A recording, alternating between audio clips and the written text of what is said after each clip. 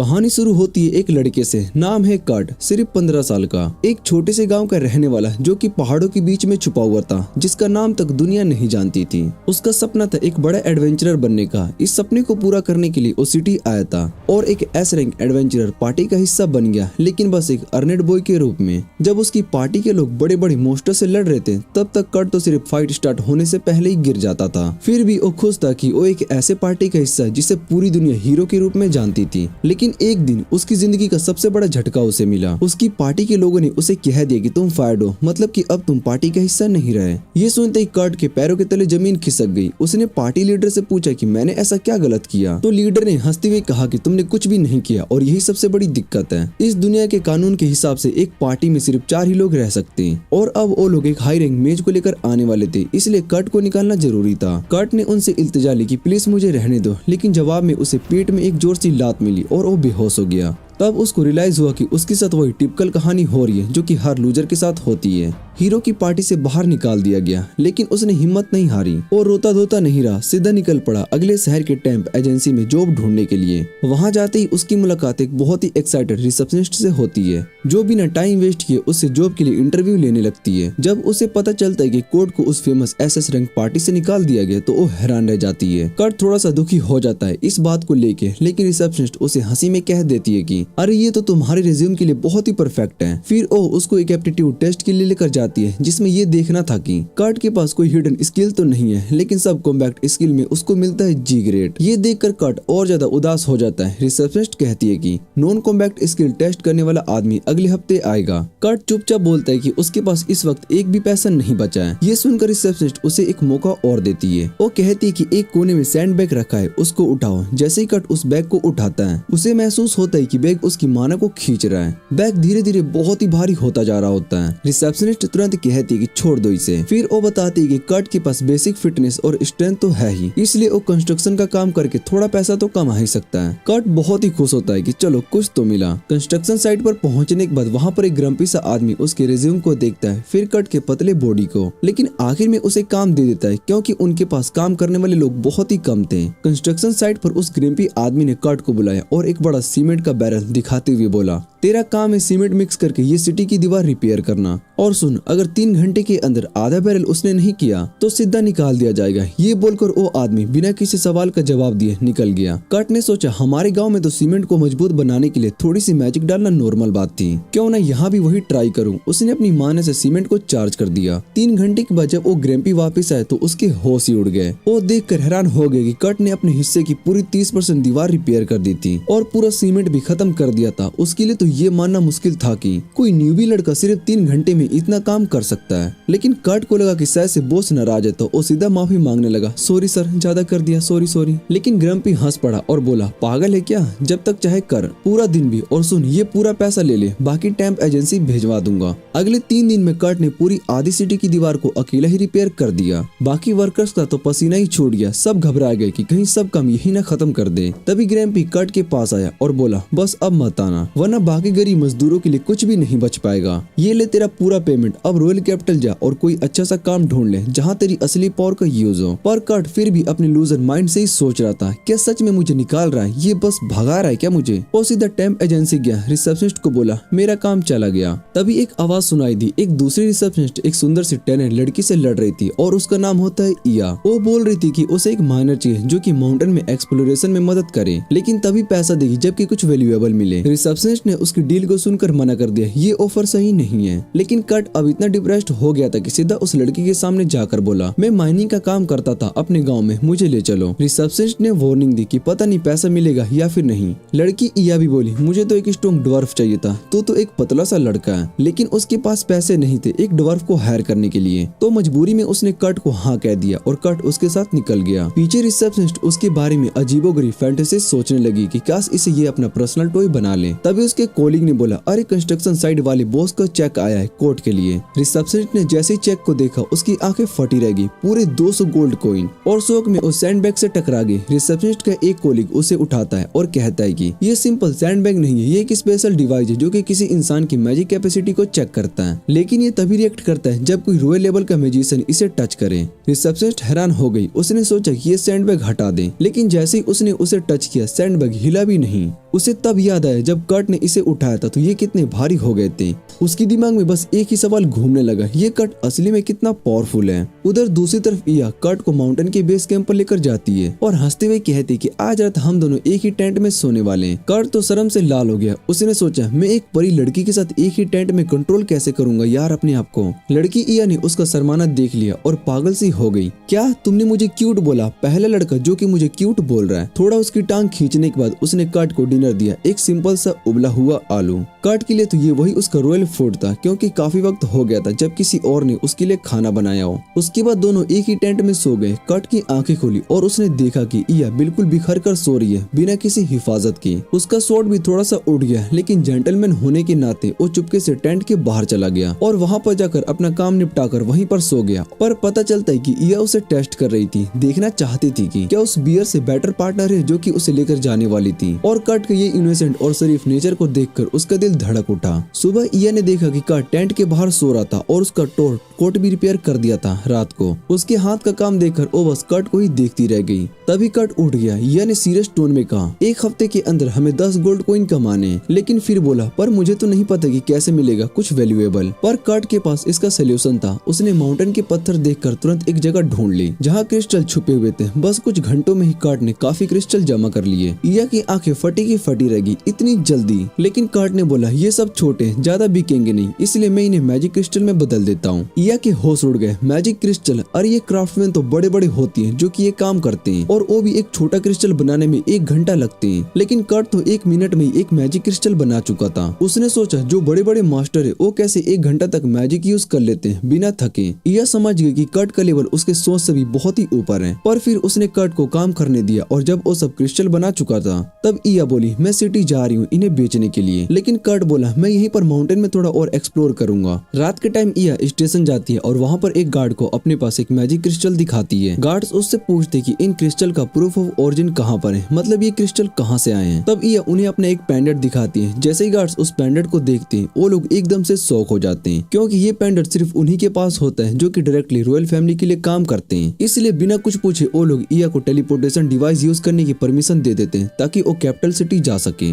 उन्हें बिल्कुल भी अब ये नहीं पता होता है कि इया अब रॉयल फैमिली के लिए काम नहीं करती। कैपिटल पहुंचने के बाद इया अपने एक दोस्त मिको के पास जाती है जिसे वो ये मैजिक क्रिस्टल बेच सके। पहले तो मिको बोलती कि ये क्रिस्टल ज्यादा कीमती नहीं है क्योंकि इनका ग्लो बहुत ही कम है। पर जैसे ही मिको उन्हें ध्यान से देखती है वो तुरंत बोलती कि वो एक क्रिस्टल के लिए 10 कॉइन देगी। ये सुनकर इया भी हैरान हो जाती है। अब मिको बताती है कि इन क्रिस्टल के अंदर नॉर्मल से 10 गुना ज्यादा माना है और क्योंकि ये माना लीक नहीं हो रहा है इसलिए ज्यादा ग्लो भी नहीं कर रहा है। फिर इया मिको को बताती है कि उसके पास ऐसे और भी 49 क्रिस्टल्स हैं। मिको बिना सोच विचार के तुरंत सब के सब क्रिस्टल खरीद लेती है। डील कंप्लीट होने के बाद मिको इया से पूछती कि ये क्रिस्टल किसने बनाया, लेकिन इया कर्ट का नाम बताने के लिए मना कर देती है क्योंकि वो बिना कर्ट की परमिशन के वो कुछ भी नहीं बताना चाहती। मिको अपने रॉयल कोर्ट का स्टैचू यूज करके इया पर दबाव डालती है लेकिन इया अपने फैसले पर बनी रहती है। आखिर में मिको इया से कहती कि जो भी ये इंसान ये क्रिस्टल बना रहा है कहीं वो दूसरे देश ना चला जाए और ये भी बोलती कि उस इंसान को कहने कि अगर वो चाहे तो उसे एक नोबल का टाइटल मिल सकता है, साथ ही कोर्ट मैच का बड़ा पद भी। इया हाँ बोल देती है लेकिन जैसे ही वो शॉप से बाहर निकलती है वो अंदर ही अंदर घबरा जाती है। अगले दिन सुबह सुबह वो तुरंत वापिस से दूसरे शहर में चली जाती है और डायरेक्ट जॉब एजेंसी पहुंचती है कर्ट के बारे में पूछने के लिए। रिसेप्शनिस्ट उसके बारे में कुछ भी बताने से बचने की कोशिश करती है लेकिन इया अपना रॉयल पास दिखाती है और कर्ट की फाइल देख लेती है। फाइल पढ़कर वो बहुत ही हैरान हो जाती है कर्ट ने अब तक क्या क्या काम कर लिया है। फिर और रिसेप्शनिस्ट को स्ट्रिक्टली कह देती कि आगे से कर्ट के बारे में किसी को भी एक बड़ी बात नहीं बतानी। इसके बाद इया अपने सारे पैसे जो क्रिस्टल बेचकर मिले थे कर्ट के नाम डिपॉजिट कर देती है। उसके बाद सीधा उस माउंटेन पहुंच जाती है जहाँ पर कर्ट था। वहाँ जाकर वो बहुत ही शॉक्ड हो जाती है क्योंकि कर्ट ने सिर्फ एक दिन में अपना पूरा घर खुद बना लिया था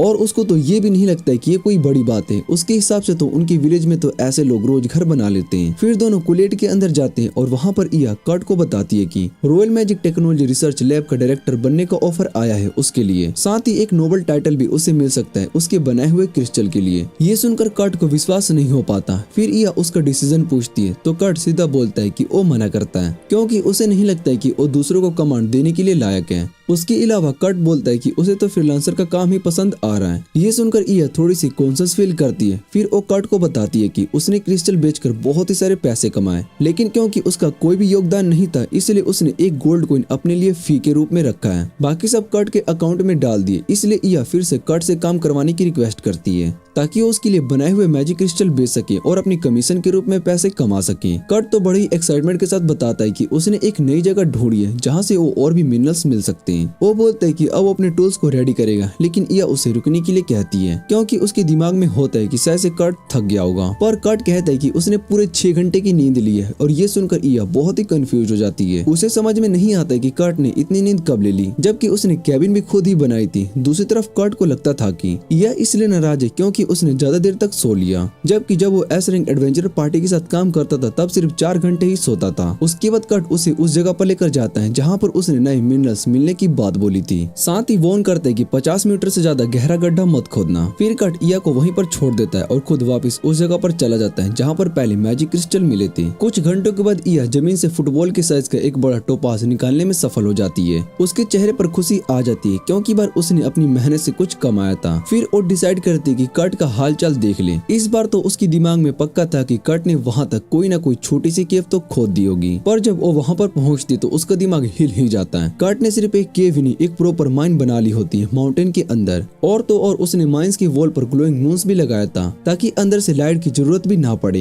यह एकदम से शॉक्ड रह जाती है। तभी कट एक क्रिएट से पत्थर बनाकर वहाँ पर आ जाता है। यह जल्दी से पूछ लेती है कि उसका काम कैसा रहा, दिल में ये बात लेकर कि कहीं उसे और कोई शॉकिंग बात ना पता चल जाए। पर कट बोलता है कि बैड लक से उसे ज्यादा कुछ खास नहीं मिला, बस एक बेकार सी पत्थर और बहुत ही सारे मिनरल्स मिले जो कि वो ढूंढ रहा था। ये सुनकर ईया थोड़ी सी रिलैक्स फील करती है, लेकिन जब कट बोलते हैं कि ये बेकार से पत्थर मिनरल कहलाते हैं तो उसके होश उड़ जाते हैं। कट कैजुअली कहता है कि उनके गांव में तो मिनरल इतना ज्यादा मिलता है कि लोग उसे फेंक देते हैं। और ईया के दिमाग में एक और जोर का धमाका होता है क्योंकि मिनरल की कीमत प्लेटिनम और डायमंड से भी ज्यादा होती है। वो तो वहीं जमीन पर घुटनों के बल गिर जाती है, बिल्कुल हैरान और परेशान होकर। फिर वो कट से पूछती कि वैसे वो दूसरा कौन सा और ढूंढ रहा था। तब कट उसे एक छोटा सा पीस दिखाता है जिसका नाम होता है ओराचम। यह जानते ही पहचान लेती है, ये वही लेजेंडरी मिनरल है जिसे गॉड्स ऑफ मेटल कहते हैं। वो शख्स सुबह भरी आवाज में कट से पूछती है कि तुमने ये इतने सारी चीज माउंटेन में कैसे मिल गए। कट मुस्कुराते हुए कहते हैं कि ओराचम तो दुनिया की किसी भी कोने में मिल सकता है, बस उसके लिए 7 किलोमीटर गहरा गड्ढा खोदना पड़ता है। ये सुनकर ईया के पास अब हैरान होने की भी ताकत नहीं बचती है। वो बस कंफर्म करती है कि क्या कोट ने वाकई 7 किलोमीटर जमीन के नीचे गड्ढा खोद डाला और फिर सरफेस तक वापस कैसे आया, जबकि उसने सिर्फ एक पत्थर ढूंढने में अपना वक्त लगाया था। तभी सूरज की सुनहरी किरणें माइन के दूसरे साइड के अंदर घुसने लगती है और ईया को समझ में आता है कि कट ने माइनिंग करते करते माउंटेन की उस पार तक एक टनल भी बना दिया है। लेकिन अब उसके लिए ये सब एक नॉर्मल बात हो गई थी क्योंकि कट तो वैसा ही था। खुशकिस्मती से अब यू इस नए टनल को विलेज और पास के शहर के बीच एक शॉर्टकट रास्ता बना सकती है। इससे सफर का समय बहुत ही कम हो जाएगा। उसके दिमाग में तुरंत एक प्लान आता है। लाइसेंस्ड मर्चेंट से मेंटेनेंस फीस लेकर उन्हें टनल यूज करने देगी जो उसके टैक्सेस और डेली एक्सपेंसेस को आराम से कवर कर देगा। कुछ दिनों के बाद कट शहर जाता है और वहाँ पर उसकी मुलाकात होती है एक पुराने चेहरे बंडाना से जो उसकी पुरानी पार्टी की मेंबर थी। कट तो उसे देखकर खुशी से भर जाता है, पर बंडाना ठंडे चेहरे के साथ बोलती है कि उसने वो पार्टी छोड़ दी है। जब कट को उन्होंने पार्टी से निकाला था तब से उनका हर मिशन बिगड़ने लगा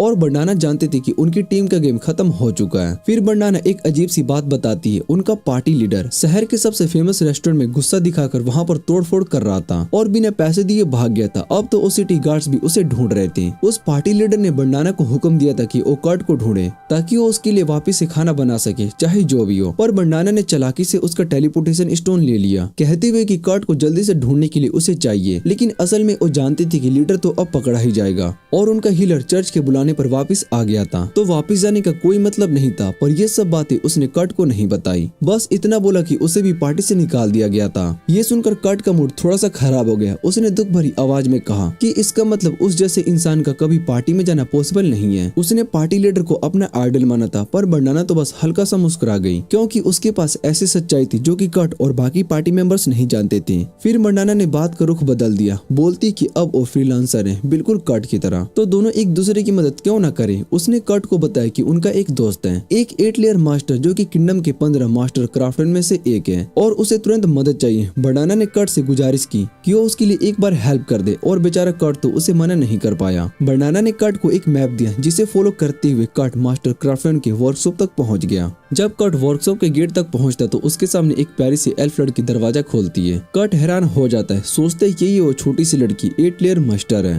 पर उस लड़की ने मुस्कुराते हुए अपना परिचय दिया, मैं मिशेल हूँ, मास्टर क्राफ्टमैन की असिस्टेंट। वो बड़ी खुशी के साथ कर्ट को अंदर लेकर जाती है। कर्ट उसे बताता है कि वो बनाना के कहने पर यहाँ पर मदद करने के लिए आया है, लेकिन जैसे ही वो घर के अंदर कदम रखता है उसका मन पछताने लगता है। घर के अंदर बदबू तो किसी बैचलर के कमरे से भी ज्यादा खराब थी। पूरा घर गंदगी और कचरे से भरा हुआ था। मिशेल मासूमियत से कहती है कि बस थोड़ी सफाई में मदद चाहिए थी। तब कोर्ट को समझ में आता है कि उसे किसी बड़े काम के लिए नहीं बल्कि सफाई के लिए बुलाया गया है। इसी बीच अंदर से मास्टर की आवाज आती है। मिशेल तुरंत वर्कशॉप की तरफ चली जाती है और कर्ट को अकेला छोड़ देती है सफाई करने के लिए। पर कर्ट भी कम नहीं था, उसने अपना क्लीनिंग गियर निकाला और सिर्फ 30 मिनट में गंदगी से बाहर कचरे को हटा दिया, जैसे कि वो नया बना दिया हो। उसके बाद वो मिशेल के पीछे उस डायरेक्शन में गया जहाँ पर वो गई थी। उसने एक दरवाजे पर हल्के से नॉक किया, अंदर से आवाज आई, अंदर आ जाओ। कर्ट चुपचाप अंदर चला गया और तब उसके होश उड़ गए क्योंकि सामने एक लड़की कपड़े बदल रही थी। कर्ट पूरा नर्वस हो गया, आंखें इधर उधर घूमने लगी उसकी, पर लड़की बिल्कुल भी नहीं घबराई। उसने बस कर्ट को देखा जैसे कोई बड़ी बात ना हो।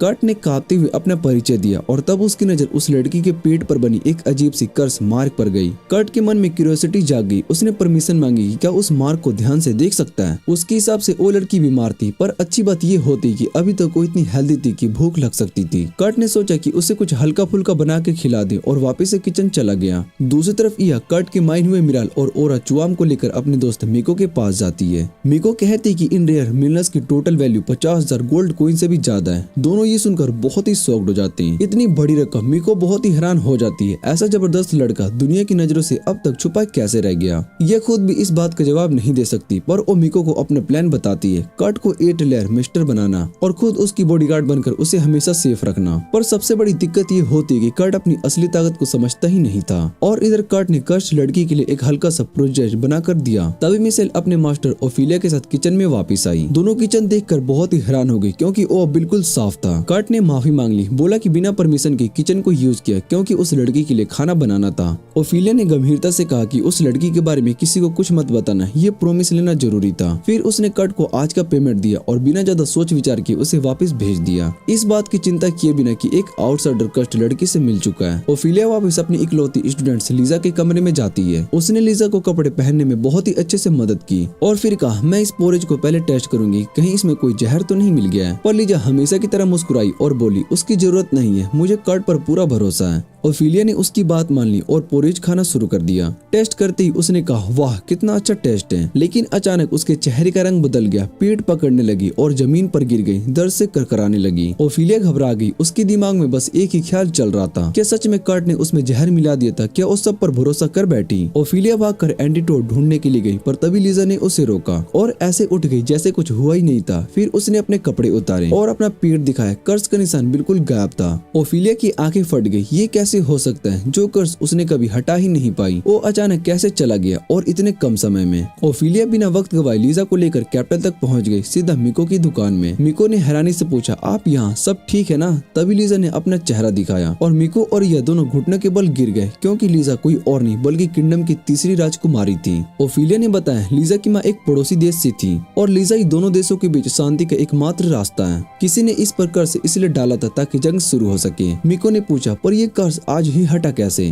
तभी लीजा ने खुशी से कहा, वो सब कर्ट की वजह से हुआ है। मिको और यह दोनों के चेहरों का रंग सफेद हो गया। फिर से कर्ट, इस लड़के ने छोटी सी जिंदगी में क्या क्या नहीं किया। ओफिलिया ने बताया, जैसे ही लीजा ने कर्ट के हाथ का बना हुआ पोरेज खाया, उसका कर्ज टूट गया और मैं तो सिर्फ 6 घंटे के लिए उसे दूर थी। इया का दिमाग घूम गया और उसने सोचा, इस छोटे से समय में कर्ट ने और क्या क्या कर दिया होगा। तभी मिको ने सीरियस होकर कहा, जो भी इंसान लीजा को कर्ज कर सकता है, उसके पास या तो बड़ा मैजिक पावर होगा या फिर पैलेस के एंटी कर्ज बैरियर में घुसने का तरीका। फिर उसने अपने 3 सस्पेक्ट्स बताए, सुनोवा रॉयल एक्सपेक्टेंट्री फोर्स का general, Pope Tristan of the पुलेंट चर्च और आखिरी तीसरी क्वीन इसोडोरा। ओफिलिया और लीजा ने हाँ में सर हिलाया। ट्रिस्टा और इसोडोरा के पास तो शक्ति है बैरियर तोड़ने की, पर सुनोवा उसका कैसे हो सकता है? एलिसिया बोली, सुनोवा के कनेक्शन है थीविस गिल्ड के साथ और वो लोग ऐसे काम में माहिर है। सब बहुत ही कंफ्यूज हो गए। कल्प्रिट का पता चल रहा था, तभी ओफिलिया एक प्लान बनाया। सब कंफ्यूज हो गए। कल्प्रिट का पता चल रहा था, तभी ओफिलिया ने एक प्लान बनाया। उसने कहा, हमारे किंगडम के मुताबिक लीजा की 15वीं बर्थडे के बाद उसे 1 साल की स्पेशल ट्रेनिंग लेनी होती है। हम उसी ट्रेनिंग के दौरान एक ट्रैप बिछाएंगे जिसमें कि असली दुश्मन फंस जाएगा। ओफिलिया ने कहा हम एक नकली वर्कशॉप बनाएंगे और एक झूठा एल्तलेर मेस्टर भी तैयार करेंगे।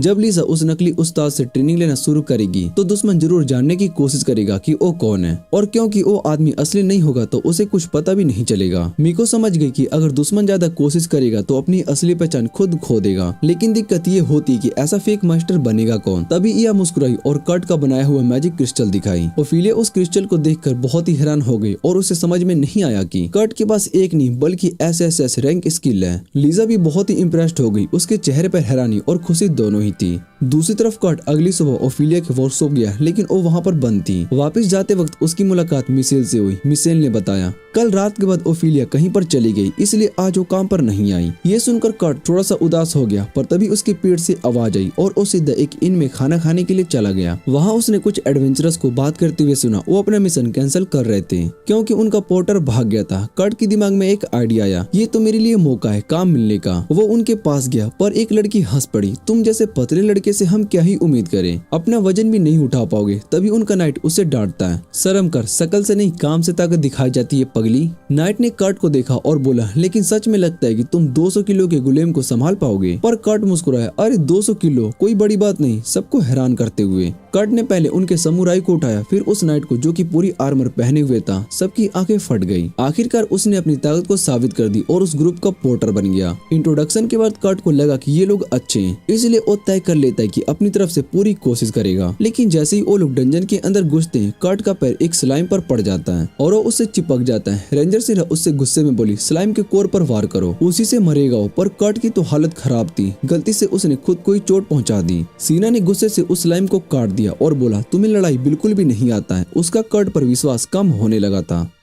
कर्ट अपने पार्टी मेंबर से माफी मांगता है क्योंकि उसकी वजह से उनका मिशन स्लो हो रहा था। लेकिन उसकी पार्टी के लोग उससे कहते कि उसे चिंता करने की बिल्कुल जरूरत नहीं है। वो कहते कि तुम्हारा काम है बस सामान उठाना, तुम्हारी सुरक्षा की जिम्मेदारी हमारी है। कर्ट के लिए ये सब सुनना एक बिल्कुल सपने जैसा था, क्योंकि उससे पहले जो वो पार्टी में था वो हमेशा उसकी गलतियों के लिए डांटते थे, गुस्सा करते थे। ये बात सोचकर कर्ट की आंखों से आंसू निकल आते हैं, लेकिन वो अपने आंसू पोंछता है और मिशन पर आगे बढ़ता है। कुछ देर के बाद वो सब लोग एक केव के पास पहुंच जाते हैं। वहाँ से न ग्लोइंग मूस लगाती है ताकि उन्हें अंधेरे में भी दिख सके। और तभी कर्ट को केव की दीवार पर कुछ फ्रेश गोब्लिन्स की पोटी दिखाई देती है। एडवेंचरर्स उससे कहते हैं कि 2-4 गोब्लिन तो वो आसानी से संभाल लेंगे, लेकिन अगर एक पूरा ग्रुप मिल गया तो हमें भागना पड़ेगा। ये सोचकर वो सभी लोग आगे बढ़ने लगते हैं। तभी कर्ट को केव की दीवार पर कुछ अजीब दिखाई देता है, पर उसे देखने से पहले एडवेंचरर्स एक गोब्लिन को देख लेते हैं और बिना टाइम वेस्ट किए उसे मार डालते हैं। लेकिन मरने से पहले वो गोब्लिन जोर जोर से चीख कर अपने दोस्तों को बुला लेता है। अगली पल दोनों तरफ से गोब्लिन की आवाजें आने लगती है। सब समझ जाते हैं कि अब इनके पास भागने का कोई रास्ता नहीं बचा। तभी कर्ट सभी को बताता है कि उसने एक सीक्रेट पैसेज देख लिया है जिससे हमें भागना चाहिए। लेकिन एडवेंचरर्स कुछ और ही डिसाइड कर लेते हैं। जैसे ही कर्ट सीक्रेट दरवाजा खोलता है, सीना उसके पीछे भागकर चली जाती है और कहती है कि मैं तुम्हारे साथ एग्जिट ढूंढने चलूंगी। लेकिन अचानक से वो दरवाजा बंद कर देती है। कर्ट समझ नहीं पाता है कि वो क्या कर रही है। तभी दूसरी तरफ से वॉरियर और समुराई कर्ट को कहते हैं कि हमारे पास अब कोई दूसरा ऑप्शन नहीं है, हम यहीं पर रुककर गोब्लिन्स को रोकने वाले हैं, तुम दोनों बस निकल जाओ। ये सुनते ही कर्ट शॉक हो जाता है। वो कहता है कि मैं भी तुम्हारे साथ लड़ूंगा। लेकिन सीना उसे डांट कर कहती है कि चुप रहो, तुम एक छोटी सी स्लाइम को भी नहीं मार सकते हो, तुम बस सबका बोझ बनोगे। कर्ट के मन में गिल्ट भर जाता है। उसे समझ में आता है कि ये दोनों अपनी जान की कुर्बानी दे रहे सिर्फ उसे बचाने के लिए और उनकी मदद के लायक भी नहीं है। लेकिन सीना उससे कहती कि उसकी मौत नहीं होगी, वो बचेंगे। फिर वो कर्ट से कहती कि जल्दी से एग्जिट ढूंढना होगा। सीना ग्लोइंग मोस को रूम में फैला रही होती है। तभी उसकी नजर एक बड़े से आयरन ड्रैगन गोलेम पर पड़ती है और वो वहीं पर डर के मारे जम जाती है। इधर इया लीजा को लेकर उस इन में पहुंचती है जहाँ कर्ट स्टे कर रहा था, लेकिन कर्ट अपने रूम में नहीं मिलता। तभी अचानक से एक बंडाना वाला आदमी रूम के बाहर दिखाई देता है और वो कहता है कि कर्ट एक एडवेंचरस पार्टी के साथ नॉर्थ वाली केव में गया है। यह तुरंत भाग कर देखती कि वो बंदा कौन है, लेकिन तब तक वो बंदा वहाँ से गायब हो चुका था। यह को शक होता है कि कहीं ये कोई ट्रैप नहीं है और उसका मन कर्ट के लिए बहुत ही चिंतित हो जाता है और वो डिसाइड करती है कि वो केव तक जाएगी और कर्ट को ढूंढेगी। लिस कहती है कि वो भी इया के साथ चलेगी क्योंकि उसे अपने आप को बचाने जितनी मैजिक तो आती ही है। इया के पास कोई दूसरा ऑप्शन नहीं होता, इसलिए वो उसको अपने साथ ले जाती है। दोनों ही केव तक पहुंच जाते हैं जहाँ से हार्ड फ्लोर शुरू होता है और कर्ट के फुटप्रिंट्स वहाँ पर दिखाई देना बंद हो जाते हैं। लीजा तुरंत एक मैजिक स्पेल का यूज करके अपनी सेंसेस को बढ़ा लेती है। यह सोचती है कि शायद से प्रिंसेस अपने सुनने की पावर बढ़ाकर कर्ट को ढूंढेगी, लेकिन ये ऑब्सेस्ड लड़की अपनी सेंस ऑफ स्मेल बढ़ा लेती है और दीवार को सूंघती है जैसे कोई कुत्ता कर्ट के पीछे पीछे जा रहा हो। यह उसे देखकर बहुत ही शौक होती है और वो थोड़ी सी जेलस भी।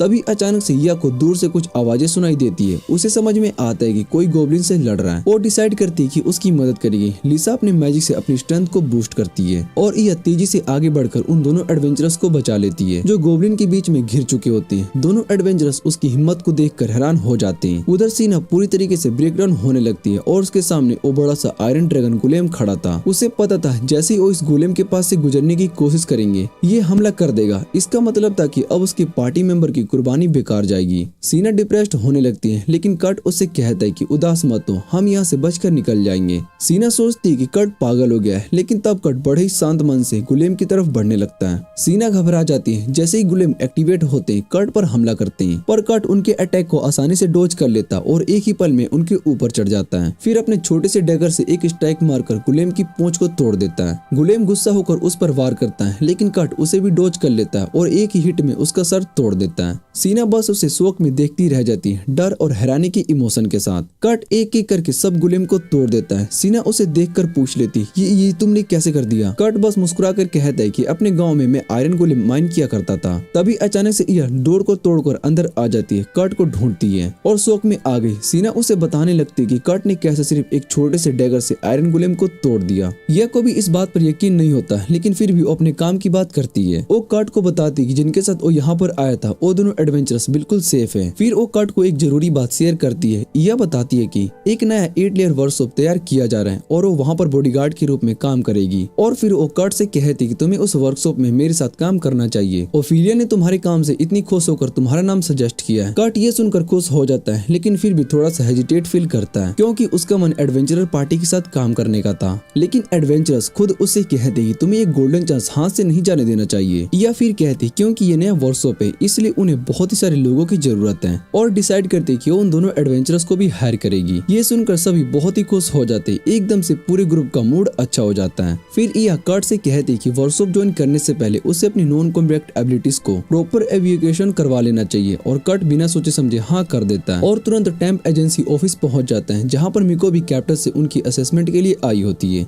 असेसमेंट कंप्लीट होने के बाद कर्ट अपने एडवेंचरस दोस्तों के साथ पार्टी करने चला जाता है, लेकिन यह रुक जाती है मिको से बात करने के लिए। मिको उसे बताती है कि उसने कर्ट को कहा था कि उसे कुकिंग, क्लीनिंग और माइनिंग में बस बी रैंक स्किल है और बाकी सब में सिर्फ सी रैंक, लेकिन असली सच तो कुछ और ही था। मिको कहती कि उसके पास तो हर फील्ड में एसएस या फिर एस रैंक एबिलिटीज हैं, मतलब कि एकदम टॉप लेवल का टैलेंट है कर्ट के पास। मिको कहती है अच्छा वो एविएशन उसने खुद किया, वरना अगर ये न्यूज बाहर चली जाती तो सबके लिए एक बहुत ही बड़ी मुसीबत खड़ी हो जाती। तभी उन्हें पीछे से हल्की सी रोती हुई आवाज सुनाई देती है और दोनों मुड़कर देखते हैं तो रिसेप्शनिस्ट अपने कान बंद करके खुद से कह रही होती है कि मैंने कुछ नहीं सुना, मैंने कुछ भी नहीं सुना, प्लीज। मिको और ये एक दूसरे को देखकर बस हल्के से मुस्कुराती है। उसके बाद कर्ट और उसका ग्रुप एक हाई स्पीड कैरेज से एक दूसरे सिटी की तरफ निकल पड़ती है। कैरेज के अंदर कर्ट बच्चों की तरह अपनी नाक खिड़की से चिपका लेता है, सबको देखकर कितना अनसिविलाइज्ड बिहेव कर रहा है। लिसा हंसते हुए सबको बताती है कि जहाँ पर वो जा रहे हैं वो पहले जगह एक मिलिट्री बेस थी, बिल्कुल डीमन टेरिटोरी के पास। ये सिटी देश के बाकी देशों से काफी दूर है, इतनी दूर कि यहाँ पर डायरेक्ट टेलीपोर्ट भी नहीं हो सकता।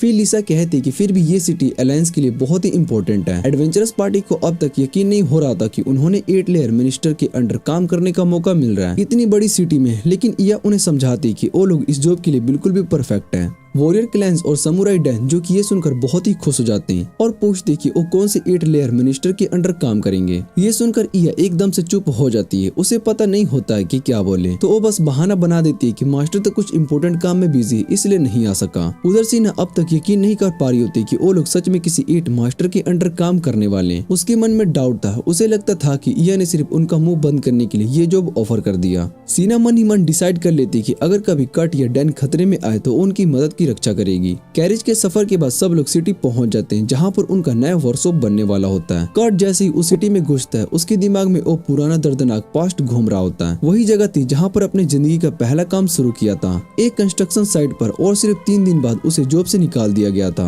उसका मन उदास हो जाता है, लेकिन तभी उसकी नजर शहर की पुरानी टूटी हुई दीवार पर पड़ती है जो अब तक रिपेयर नहीं हुई थी। यह उसका ध्यान हटाने के लिए कहती है, शायद वो लोग नए तरीके से रिपेयर कर रहे हैं, और कर्ट उसकी बात को मान लेता है बिना कुछ ज्यादा सोचे। कुछ देर के बाद सब लोग अपने नए वर्कशॉप के लोकेशन पर पहुंच जाते हैं, लेकिन वहाँ पर देखकर सभी के होश उड़ जाते हैं क्योंकि वहाँ तो सिर्फ एक खाली जमीन का टुकड़ा होता है। यह सबको कहती है कि जब तक वर्कशॉप तैयार नहीं होता तब तक लोग सब एक इन में रुकेंगे। फिर वो कर्ट की तरफ मुड़कर पूछती, क्या तुम अकेले पूरा वर्कशॉप बना लोगे? कर्ट थोड़ा सा घबरा कर कहता है, एक दिन में तो नहीं, लेकिन 3 दिन में बना दूंगा। उसकी बात सुनकर एडवेंचरस पार्टी की आंखें फटी की फटी रह जाती है। इतना बड़ा काम सिर्फ 3 दिन में? लेकिन यह उससे कहती कि आराम से करो, जितना टाइम चाहिए ले लो, और अगर कोई सामान चाहिए तो हमें बुला लेना। कर्ट बिना देरी के एक लिस्ट बना देता है जिसमें होता है एमेथिस्ट, सैफायर्स और ग्रिफिन के पंख। ये अजीब लिस्ट देखकर सीना के दिल में शक उठता है। यह उसका चेहरा देख लेती है और समझ जाती है कि उसको डाउट हो गया है। वो तुरंत सबको बोलती है कि चलो अब इन में चलते हैं ताकि कर्ट शांति से काम कर सके, और कर्ट से कहती है कि वो भी खाना खाने और रेस्ट करने के लिए इन में जाए। कर्ट हाँ कह देता है। सब लोग इन में चले जाते हैं और वहाँ पर यह एडवेंचरस पार्टी को एक सीक्रेट मीटिंग में बुलाती है। वहाँ सबके सामने अपना असली परिचय देती है कि वो एक एडवेंचरर है जो कि पहले रॉयल फैमिली के लिए काम करती थी। उसके बाद लीजा अपने सच बताती कि वो इस देश की 3rd प्रिंसेस है। ये सुनकर एडवेंचरस पार्टी के होश उड़ जाते हैं और वो तुरंत पूछते हैं, तो क्या कर्ट भी कोई नोबल है? यह कहती कि नहीं, हमें भी उसकी असली पहचान नहीं पता, बस ये पता है कि उसके कॉम्बैट स्किल G रैंक के, लेकिन बाकी हर स्किल SS रैंक की है। फिर वो कहते कि हमने उसे ये सब इसलिए नहीं बताया क्योंकि वो कभी विश्वास नहीं करेगा।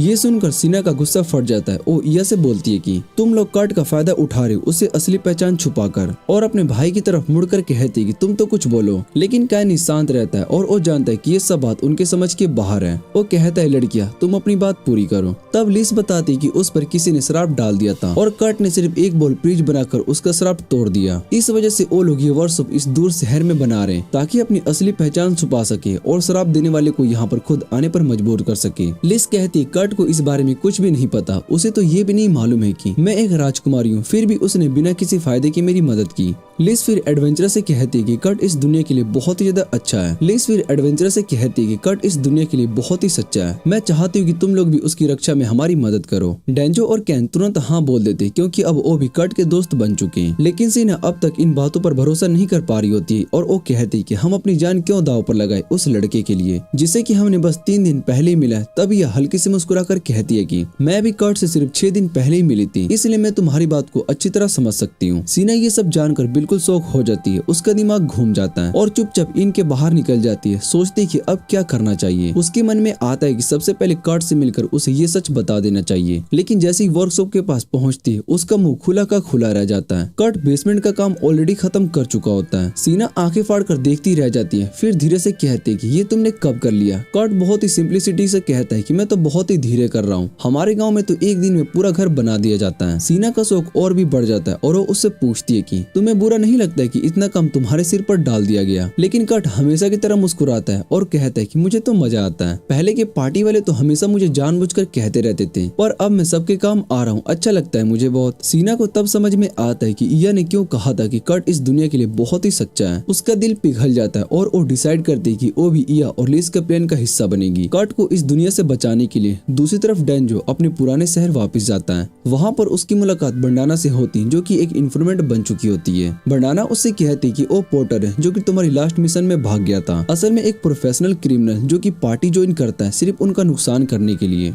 उसने डेंजो की पार्टी को भी एक मुश्किल मिशन पर मारने भेजने की प्लान की थी जो उसके राइवल ने उसको हायर करके करवाया था, लेकिन किस्मत से तुम लोग बच गए। डेंजो उसका शुक्रिया अदा करता है, उसे इन्फॉर्मेशन का पैसा देता है, फिर चला जाता है उस ट्रेडर के बार में जो कि सक्सेस सेलिब्रेट कर रहा होता है। वहाँ वो ट्रेडर अपने दोस्तों के सामने डेंजो की पार्टी को गाली दे रहा होता है और प्लान बना रहा होता है कि अगले क्लाइंट के लिए डेंजो को बर्बाद करेगा। लेकिन तभी उसकी नजर डेंजो पर पड़ती है जो कि चुपचाप उसके पीछे बैठा होता है। उसकी हवा टाइट हो जाती है और वो भागने लगता है, लेकिन एक वायर में पैर अटक जाते हैं और डेंजो उसे आसानी से पकड़ लेता है। डेंजो मुस्कुराता है और कहता है अगली बार किसी को हायर करते वक्त दिमाग लगा लेना। वो बेचारा चोर डर के मारे मुंह छोड़ देता है और जिंदगी भर की भीख मांगने लगता है। लेकिन डेंजो उसे मारना नहीं चाहता था, वो सिर्फ एक धमकी देता है, दोबारा मेरे दोस्तों के पास आना मत, और छोड़ देता है। ये सब देखकर बंडाना डिसअपॉइंटेड होती है क्योंकि वो चाहती थी कि डेंजो उस गद्दार को खत्म कर दे ताकि उसके मालिक के प्लान सेफ रहें। लेकिन उसे रोकने से पहले दो स्पाइस आ जाते हैं और उस गद्दार को ले जाते हैं। बंडाना उन्हें पहचान लेती है, ये मिको के इंटेलिजेंस यूनिट के लोग होते हैं जिसने उनके मालिक ने दूर रहने का हुक्म दिया है। तभी उसके डिवाइस में मैसेज आता है नए मिशन का, कट के गाँव के बारे में जानकारी इकट्ठा करने का। इधर 3 दिन बीत जाते हैं जब से कट ने वर्कशॉप बनाना शुरू किया था, और जब वो सब वापस साइट पर आते हैं तो उनके होश उड़ जाते हैं, आंखें फाड़कर देखते रह जाते हैं। जब सब लोग वर्कशॉप के पास पहुंचते तो उनके होश उड़ जाते हैं। ये तो किसी रॉयल महल से कम नहीं लग रही थी। बगीचों में फलों से लदे हुए पेड़, सुंदर सीनरी और एक शानदार बिल्डिंग। सब सोच रहे थे कि कट ने ये सब सिर्फ 3 दिन में कैसे कर दिया, लेकिन असली सरप्राइज तो अभी बाकी था वर्कशॉप के अंदर का। जब सब अंदर जाते हैं तो देखते हैं कि हर कोना फुली फर्निश्ड है, और सबसे बड़ी बात कोर्ट ने एक स्पेशल मशीन भी बनाई थी जो पूरे घर के लिए पानी, रोशनी और गर्मी दे सकती है साल भर के लिए। सब हैरान हो गए थे और ये ने तुरंत पूछा कट ये तुमने कैसे बनाया। कट बड़ी सिंपल स्माइल के साथ कहता है कि जो जेम स्टोन मैंने मंगवाए थे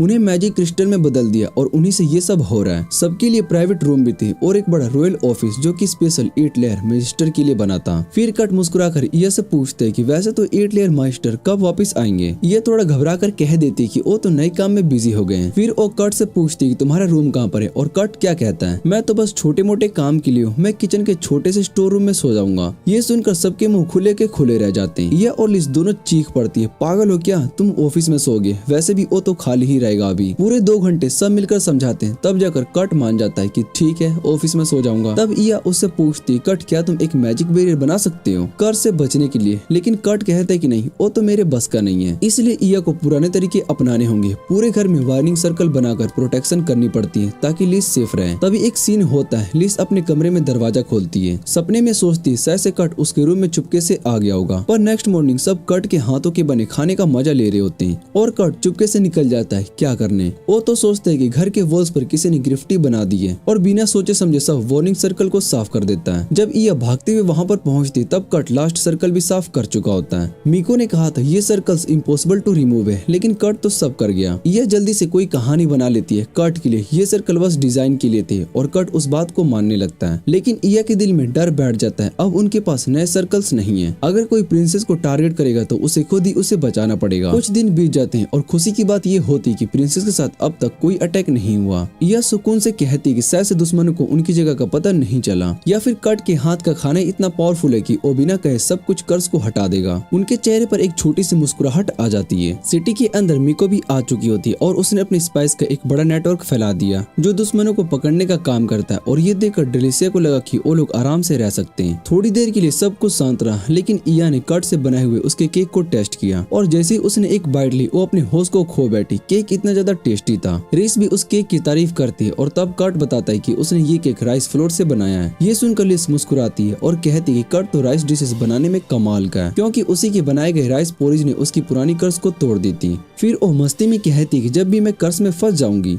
तब तो मुझे वही पोरिज बनाकर खिला देना। लेकिन कट हंसकर कहता है कि अब इसकी जरूरत नहीं पड़ेगी क्योंकि अब तुम्हें दोबारा कभी कर्ज नहीं लगेगी। यह हैरानी से पूछती है तुम इतने जोर से कैसे कह सकते हो, पहले तो तुमने खुद कहा था कि कर्ज से बचने के लिए बैरियर बनाना मुश्किल है। तब कट उसे शांत करते हुए कहता है कि हाँ, एक नॉर्मल बिल्डिंग के अंदर कर्ज से बचने के लिए बैरियर बनाना मुश्किल होता है, लेकिन ये बिल्डिंग खुद एक बैरियर है जो कि हर कर्ज को उस जगह पर वापस भेज देती है जो कि कर्ज भेजता है। इसलिए मैं बिल्डिंग के अंदर एक और अलग से बैरियर नहीं बना सकता हूँ, तभी मैंने पहले ऐसा कहा था। लेकिन इस बार मैंने बैरियर की एक छोटी सी फंक्शन को 4 कर दी है। अब ये कर्ज को रिफ्लेक्ट करने की वजह उस इंसान को ग्लो करवा देता है ताकि कोई भी इंसान कर्ज से चोट ना खाए। ये सुनकर यह तुरंत मिको और दूसरे लोगों को इन्फॉर्म करने के लिए वहाँ से निकल जाती है। उधर कट लिस से कहता है क्या तुम मेरे साथ शॉपिंग चलोगी। ये सुनते लिस थोड़ा सा उदास हो जाती है क्योंकि वो चाहती तो उसके साथ जाना, लेकिन वो बिल्डिंग की सुरक्षा के लिए बाहर नहीं जा सकती। दूसरी तरफ जनरल एलाडे और उसका असिस्टेंट सिटी के वॉल के आसपास पेट्रोल कर रहे होते हैं क्योंकि पूरे एरिया को एक घना फॉग ने घेर लिया था। जनरल को अंदर से कुछ अजीब सा डर होता है, जैसे कोई बड़ी मुसीबत आने वाली है। लेकिन उसका असिस्टेंट उससे कहता है कि इतनी चिंता मत करो, सिटी की वॉल्स की रिपेयर बिल्कुल अच्छी हुई है, मैं खुद प्रोजेक्ट का सुपरवाइजर था। जनरल उससे कहता है कि हाँ, मैंने तुम्हें इसलिए लगवाया था ताकि कोई दुश्मन का स्पाई वॉल्स के अंदर ना घुस जाए, जो कि सिटी की सेफ्टी को खतरे में डाल दे। इसी बीच मीको, ओफिलिया और ये एक अजीब सी डेड बॉडी को देखते हैं। वो एक कर्स यूजर की लाश होती है, लेकिन लाश के मरने के बाद वो भी ग्लो कर रही होती है। मीको बताती है कि जब उसके स्पाइस वहाँ पर पहुंचे थे तब तक वो ऑलरेडी मर चुका था। ओफिलिया हैरानी से कहती है कि कर्ट ने सच में एक बहुत ही पावरफुल रिफ्लेक्टिंग बैरियर बनाया है, जो कि किसी के मरने के बाद भी काम कर रहा है। वो कहती है कि अगर कर्ट पूरी तरीके से उनके साथ कोऑपरेट करे तो सिर्फ एक दिन में ये प्रॉब्लम सॉल्व हो सकती है। लेकिन यह तुरंत मना कर देती है, क्योंकि वो नहीं चाहती कर्ट किसी भी डेंजर में पड़े। तभी अचानक से पूरी सिटी में अलार्म बजने लगता है, क्योंकि एक स्केलेटन मॉन्स्टर ने बड़ी सेना सिटी के वॉल के पास पहुंच गई थी। ये देखकर जनरल अलाडे और उसका असिस्टेंट घबरा जाते हैं, लेकिन वो तुरंत सोल्जर्स को बुलाने लगते हैं। जनरल डिसाइड करते हैं कि वो यहाँ पर रुककर अपनी जान देकर सिटी की रक्षा करेगा और अपने असिस्टेंट को कहता है कि जल्दी से सभी लोगों को एवैक्यूएट करवा दो। लेकिन तभी अचानक सब स्केलेटन मॉन्स्टर सीधा सिटी की वॉल की तरफ भागने लगते हैं और जैसे ही वो वॉल को टच करते हैं एक एक करके गायब होने लगते हैं। सब लोग हैरान रह जाते हैं कि ये क्या हो रहा है, कोई भी नहीं समझ पाता। ये तक ये रिपोर्ट उसके स्पाइस के जरिए पहुंचाती है और तब उसे समझ में आता है कि ये मॉन्स्टर्स वॉल के वेस्टर्न साइड पर जाकर एब्जॉर्ब हो रहे हैं। वही वॉल का हिस्सा जो कि कर्ट ने रिपेयर किया था। देखते ही देखते मॉन्स्टर की पहली वेव पूरी तरीके से वॉल के अंदर समा जाती है। लेकिन मुश्किल यहीं पर खत्म नहीं होती, क्योंकि अभी और भी स्केलेटन मॉन्स्टर आने वाले थे। इस पूरे अटैक के पीछे एक जाना पहचाना चेहरा था, मार्लिस, वो हीलर जो कि कभी कोर्ट की पुरानी पार्टी का हिस्सा थी, जिसे बिशॉप ने तब निकाल दिया था जबकि पार्टी का लीडर अरेस्ट हुआ था।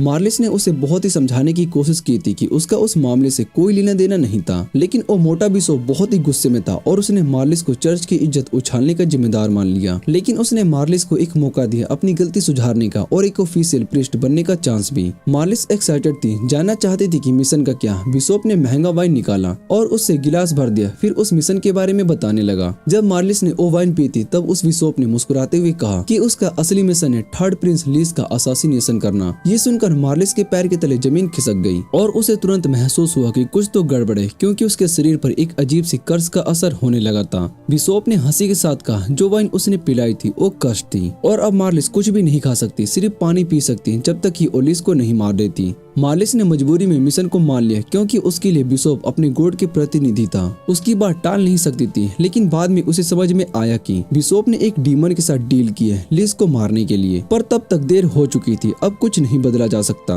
अब प्रेजेंट में वो डीमन मार्लिस की मैजिक पावर को ऑब्जर्व करके नए स्केलेटन मॉन्स्टर को बुला रहा था और लिस को ये समझ में आ गया था कि उसे एक बलि का बकरा बना दिया गया है। अगली सुबह इया लिस और कर्ट को स्केलेटन मॉन्स्टर के अटैक के बारे में बताती है, जो सिटी के पास रन के पास आ रहे हैं। वो कहती है कि जैसे स्केलेटन्स वॉल को छूते हैं वो तुरंत डिस्ट्रॉय हो जाते हैं। कर्ट मुस्कुराते हुए कहते हैं कि उसके गांव में तो ये कॉमन सेंस है कि स्केलेटन जैसे मॉन्स्टर वॉल को छूने पर शुद्ध हो जाते हैं। यह इस बात से हैरान नहीं होती, लेकिन फिर उसे याद आता है कि कर्ट ने सिर्फ वॉल का 1/3 हिस्सा ही रिपेयर किया था, बाकी वॉल्स अब भी कमजोर थी और उन्हें स्केलेटन से खतरा था। तभी एलिसिया की दिमाग में एक आइडिया आता है और वो कर्ट और लिस से कहती है कि तुम दोनों बिल्डिंग के अंदर ही रहो जब तक कि मिरर्स के अंदर जाकर मॉन्स्टर के रिसोर्स को खत्म नहीं कर देती। कर्ट तुरंत कहता है कि वो भी उसके साथ चलेगा, लेकिन इया उसे मना कर देती है और कहती है कि तुम तो लड़ भी नहीं सकते, तुम्हारा असली काम लिस की प्रोटेक्शन करना है। फिर वो स्टोर रूम में जाकर कर्ट के बनाए हुए मैजिक क्रिस्टल निकालती है, क्योंकि उसका प्लान था इन क्रिस्टल से मॉन्स्टर के खिलाफ यूज करने का। उसके बाद इया ओफिलिया को लेकर सीधा नाइट्स बैरिकल्स पहुंचती है, जहां जनरल एलाडे सिटी की डिफेंस स्ट्रेटजी बनाने में बिजी होता है। उसे इतने बड़े बड़े लोगों को एक जगह पर देखकर बहुत ही हैरानी होती है। तभी इया उसे बताती कि ये सब लोग यहाँ पर इसलिए ताकि प्रिंसेस लिस की हिफाजत कर सके बिना वक्त जाया किए। यह उसे अपना प्लान बताती है, कहती है कि तुम मॉन्स्टर्स का ध्यान भटकाओ और मुझे रंस तक पहुंचने का रास्ता दो ताकि मैं उनके सोर्स को खत्म कर सकूं। जनरल अलाडे कहता है कि ये तो बहुत ही डेंजरस है, लेकिन यह अपने पास से रखे क्रिस्टल्स दिखाती है और कहती है कि ये काम के लिए काफी है। जनरल थोड़ा सोचता है और फिर उसके प्लान को मान जाता है, लेकिन कहता है कि वो भी उसके साथ रंस में जाएगा और सिटी की रक्षा और जिम्मा अपनी डिपोटी को दे देता है। दोनों सिटी के गेट के पास पहुंचते हैं और देखते हैं कि उनके सामने एक बड़ा सा अनडेड मॉन्स्टर का तूफान खड़ा है। यह सबको कहती है कि आंखें बंद कर लो और तुरंत एक मैजिक क्रिस्टल से उन मॉन्स्टर के बीच फेंक देती है। जैसे ही क्रिस्टल एक ज़ॉम्बी को छूता है, एक तीखी रोशनी का धमाका होता है और पूरे एरिया के सभी मॉन्स्टर्स तुरंत शुद्ध होकर मिट्टी में मिल जाते हैं। यह भी हैरान रह जाती है कि क्रिस्टल इतना पावरफुल कैसे था, लेकिन उसके पास वक्त नहीं था और जनरल अलाडे के साथ तुरंत रंस की तरफ दौड़ पड़ती है। दूसरी तरफ कर्ट वर्कशॉप में बैठा सोच रहा होता है कि वो अपने दोस्तों की मदद कैसे कर सकता है। उसे अपने गांव के एक मास्टर ब्लैकस्मिथ की याद आती है, जो कि कमाल के वेपन्स बनाता था और कर्ट सोचता है कि अगर वो उसके जैसे तलवार बना सके तो कुछ मदद कर सकता है। वो एक शॉट बनाता है लेकिन रिजल्ट देखकर खुश नहीं होता। वो उस तलवार को फेंकने वाला होता है, तभी लिस वहाँ पर आकर उसे ढूंढते हुए आ जाती है। लिस उसके हाथों में तलवार देखकर पूछती ये क्या है। कर्ट उससे कहता है कि वो जिस तरह से चाह रहा था वैसा नहीं बनी, लेकिन लिस इस तलवार को सिर के ऊपर उठाकर एक मैजिक स्पेल एक्टिवेट करे तो इसमें शक्ति है। लिस हंसते हुए कहती है कि उसे ये तलवार बहुत ही पसंद है, तो कर्ट उसे वो तलवार दे देता है। लिस उसका शुक्रिया करती है, लेकिन कर्ट को महसूस होता है कि उसकी असली खुशी नहीं है, वो सिर्फ दिखावा कर रही है क्योंकि दिल से वो हमेशा डरी रहती है। कर्ट उससे सीधा पूछ लेता है क्या कोई ऐसा है जो उसकी जान के लिए पीछे पड़ा है। लिस का चेहरा उदास हो जाता है और वो हाँ कह देती है। कहती है कि उसकी वजह से उसके दोस्तों को भी मुश्किल उठानी पड़ रही है और अभी यह उन रस तक गई है उन लोगों को रोकने के लिए जो कि उसकी जान के पीछे है। ये सुनकर कर्ट को एक पुरानी बात याद आ जाती है जब वो अपनी पुरानी पार्टी के साथ उस रंस में गया था जहाँ दीवारों पर कुछ लिखने के लिए परफेक्ट जगह थी और उसका दिमाग तुरंत चल पड़ता है और वो सोचता है कि जो मोस्टर्स लिस की जान के पीछे है शायद वही छोटा ग्रेफ्टी मोस्टर है जिसके बारे में इया ने बताया था। लेकिन उसका दिल उदास हो जाता है क्योंकि वो सोचता है क्या मैं इतना कमजोर हूँ कि उसे भी नहीं लड़ सकता। तभी लिस कहती है कि वो भी अपने दुश्मनों से लड़ना चाहती है ताकि उसके दोस्तों को उसके लिए अपनी जान दांव पर ना लगानी पड़े।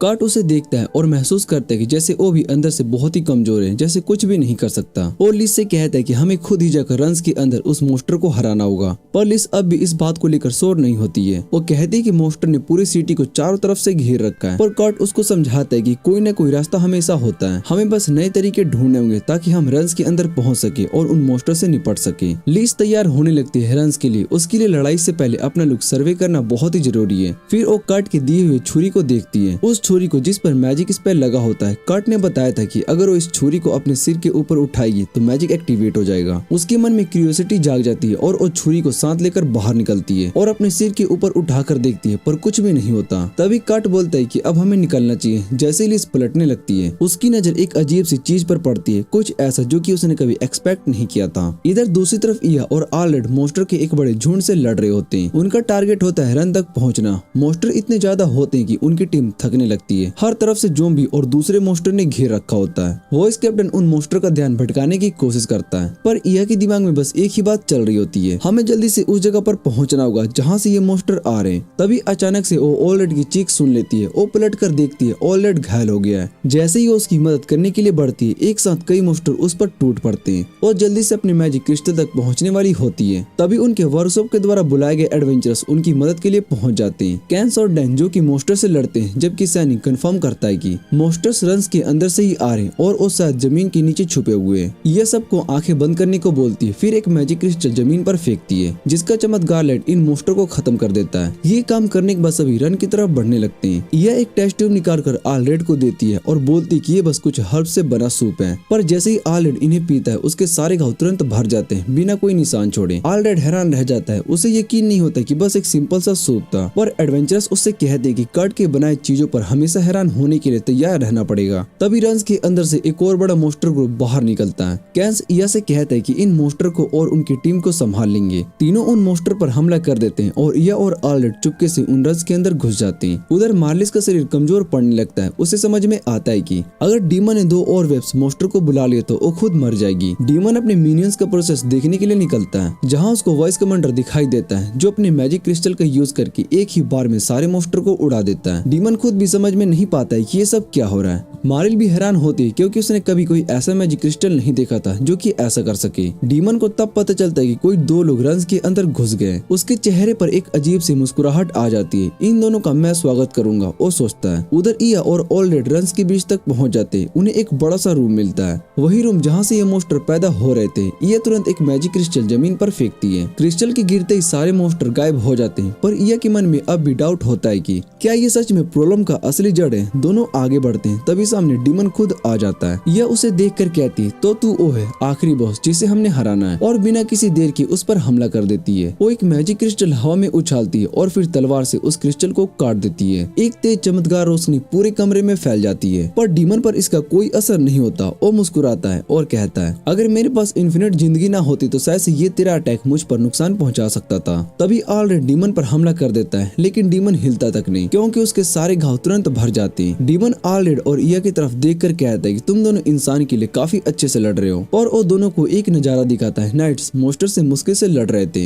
हर तरफ तबाही का मंजर था। डीमन बोलता है कितने बेवकूफ लोग हो तुम, अपनी जान को खतरे में डाल रहे हो शहर और राजकुमारी के लिए। ऑलरेड गुस्से में बोलता है कि हमारे नाइट्स भी एक डीमन को अपनी मर्जी से सब कुछ करने नहीं देंगे। अब डीमन पूरी तरीके से सीरियस हो जाता है। वो अपने पावरफुल मोस्टर को बुला लेता है और कहता है कि जो एडवेंचरस रन के गेट पर है वो इनसे नहीं निपट पाएंगे, और ये मोस्टर शहर की दीवार तक पहुंच जाएंगे, सब कुछ बर्बाद कर देंगे। यह और ऑलरेडी डीमन के लंबे विलन जैसे लेक्चर के बीच ही उस पर हमला कर देते हैं, पर डीमन सिर्फ अपना कटा हुआ सर उठाता है और लीगो की तरह वापिस से अपना सर चिपका लेता है, जैसे कि ये उसके लिए कोई बड़ी बात नहीं है। अब लुक्सिस का दिल उसको देखकर घबरा जाता है। उसके चेहरे पर डर साफ दिखाई देता है, क्योंकि अब तक जितना भी उन्होंने किया कुछ भी डीमन को नहीं रोक पाया, और अगर ये मोस्टर सच में शहर की दीवारों को तोड़ के अंदर घुस गया तो बहुत ही सारी निर्दोष लोगों की जान चली जाएगी। डीमन इया के चेहरे पर वो डर का मंजर देख रहा होता है और कहता है जल्दी से तेरा ये डर हकीकत बन जाएगा। उधर दूसरी तरफ मारल पूरी तरीके से थक चुकी थी और उस सबनिंग रूम में अकेली थी। ना उसमें भागने की ताकत थी और ना मैजिक सर्कल को मिटाने की। उसके दिल में बस एक ही इच्छा थी, काश कट का बना हुआ गर्मा गर्म एक बार खाना फिर मिल पाता। तभी अचानक उसे कट की आवाज सुनाई देती है, हमें यहाँ पर बस थोड़ा सा खोदना चाहिए। मारल को लगता है कि शायद से उसका दिमाग अब हेलुसिनेशन कर रहा है, पर कुछ ही पल में कट वाकई रंस के फ्लोर को तोड़कर ऊपर आता है। उसके लिए भी ये हैरानी का मोमेंट था। मारल उसे देखकर चौंक जाती है। कट उसे देखकर मुस्कुराता है और फिर लिस को हाथ पकड़कर ऊपर उठाता है। मारल के दिमाग में बस एक ही बात चल रही थी, क्या कट जानता है कि मैं ही राजकुमारी के एसोसिएशन के प्लान के पीछे हूँ? क्या वो इसीलिए प्रिंसेस को यहाँ पर लेकर आया ताकि मुझे समझा सके?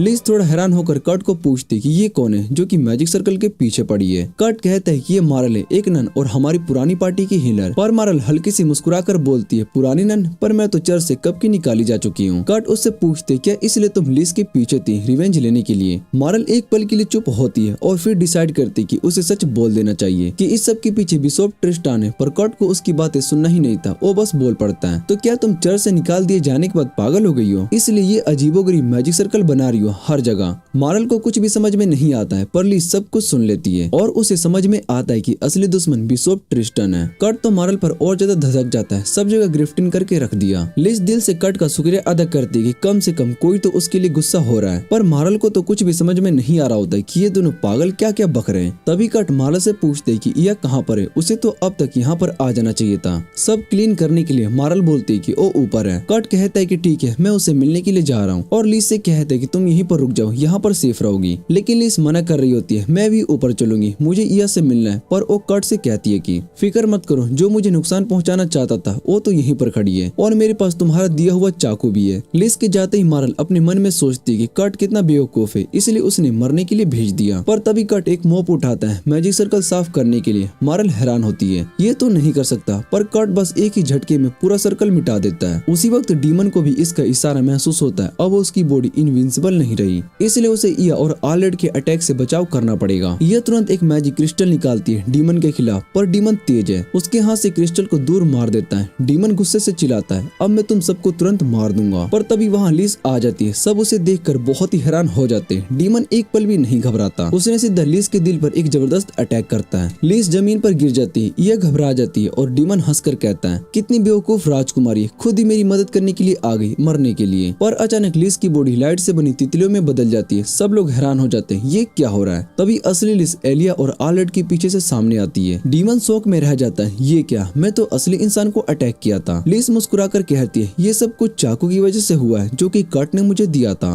वो बताते हैं कि उस चाकू के पास इल्यूजन बनाने की ताकत है, इतने परफेक्ट कि कोई भी बेवकूफ बन सकता है। डीमन फिर से अटैक करता है, पर वो भी एक इल्यूजन होता है। तब असली लिस मैजिक क्रिस्टल के बिल्कुल पास जाकर उसे तोड़ देती है। क्रिस्टल के टूटते ही एक तेज रोशनी फैल जाती है और डीमन दर्द से चीखने लगता है। रोशनी उसके शरीर को बर्बाद कर रही थी। कट ने नीचे आने वाली चीखों की आवाजें सुनी और सोचा, ये क्या हो रहा है यहाँ पर? और उसी वक्त डीमन के द्वारा बुलाए गए सारे मोस्टर भी अचानक से गायब हो गए और सब लोग चैन की सांस लेते हैं। लेकिन यह नाराज होती है लिस पर और उसे डांट लगाती है, तुम पागल हो क्या? अपनी जान को खतरे में डालकर यहाँ पर क्यों आई? लिस शर्मा कर माफी मांगती है, मुझे लगा मुझे कुछ तो करना चाहिए। तभी यूं मुस्कुरा कर कहती है, माफी क्यों मांग रही हो? तुमने तो सबकी जान बचाई है। ऑलरेड भी एग्री करता है, हाँ तुमने मेरी भी जान बचाई है, धन्यवाद राजकुमारी। लेकिन लिस हंसी रोकते हुए कहती है, अरे यार यार इतना फॉर्मल मत बनो। यह कहती कि तुम दोनों ने बहुत ही अच्छा काम किया, शहर को बचाया और मैं तुम सबको इसका इनाम दूंगी। तभी ऑलरेड मजाक में बोल पड़ता है, मुझे तो बस एक ही बड़ी सी अल्कोहल की बैरल चाहिए अपने दोस्तों के साथ पार्टी करने के लिए। बेसमेंट में कट मैजिक सर्कल को साफ कर रहा होता है और मार्ल का पेट जोर जोर से गुर्रा रहा होता है क्योंकि उस पर अभी भी कर्ज का असर था। कट उसकी हालत समझ जाता है और अपने बनाए हुए राइस बॉल उसे दे देता है। मार्ल सोचती कि खाने के बाद शायद वो उल्टी ही कर दूंगी, पर कट के हाथ का खाना एक बार तो टेस्ट करना चाहिए। वो राइस बॉल का एक टुकड़ा लेती है और तुरंत महसूस करती कि ये तो कमाल का स्वाद है और अगले ही पल उसका कर्ज भी खत्म हो जाता है। मार्ल को अपनी आंखों पर विश्वास नहीं होता, पर अब उसे सब कुछ समझ में आ जाता है। कट ही था जो कि हमेशा पार्टी की रक्षा करता रहा और सबने उसकी सच्चाई को नजरअंदाज किया। उसकी आंखों से आंसू निकल पड़ते हैं, रिग्रेट के आंसू, और वो कट से माफी मांगती है। कट मुस्कुराते हुए कहता है, ठीक है तुमने अपनी गलती मान ली, बस यही काफी है। तभी लिस और यह वहाँ पर आ जाते हैं, पर उनके पहुँचने से पहले मिको के 2 स्पाइस वहाँ पर चुपके से निकलकर मार्ल को गिरफ्तार कर लेते हैं और उसे लेकर जाने लगते हैं। मार्ल के दिल में एक छोटी सी उम्मीद होती है, शायद से कट उसे बचा लेगा, पर कट सिर्फ इतना कहता है, फिक्र मत करना, मैं जेल में तुम्हारे लिए तुम्हारी फेवरेट ब्रीड लेकर आऊंगा। बाद में लिस और कट एक दूसरे की खैरियत पूछते। यह उन दोनों को देखकर बहुत ही हैरान होती है, इन 2 बेवकूफों ने मेरी जान बचाई, विश्वास नहीं होता।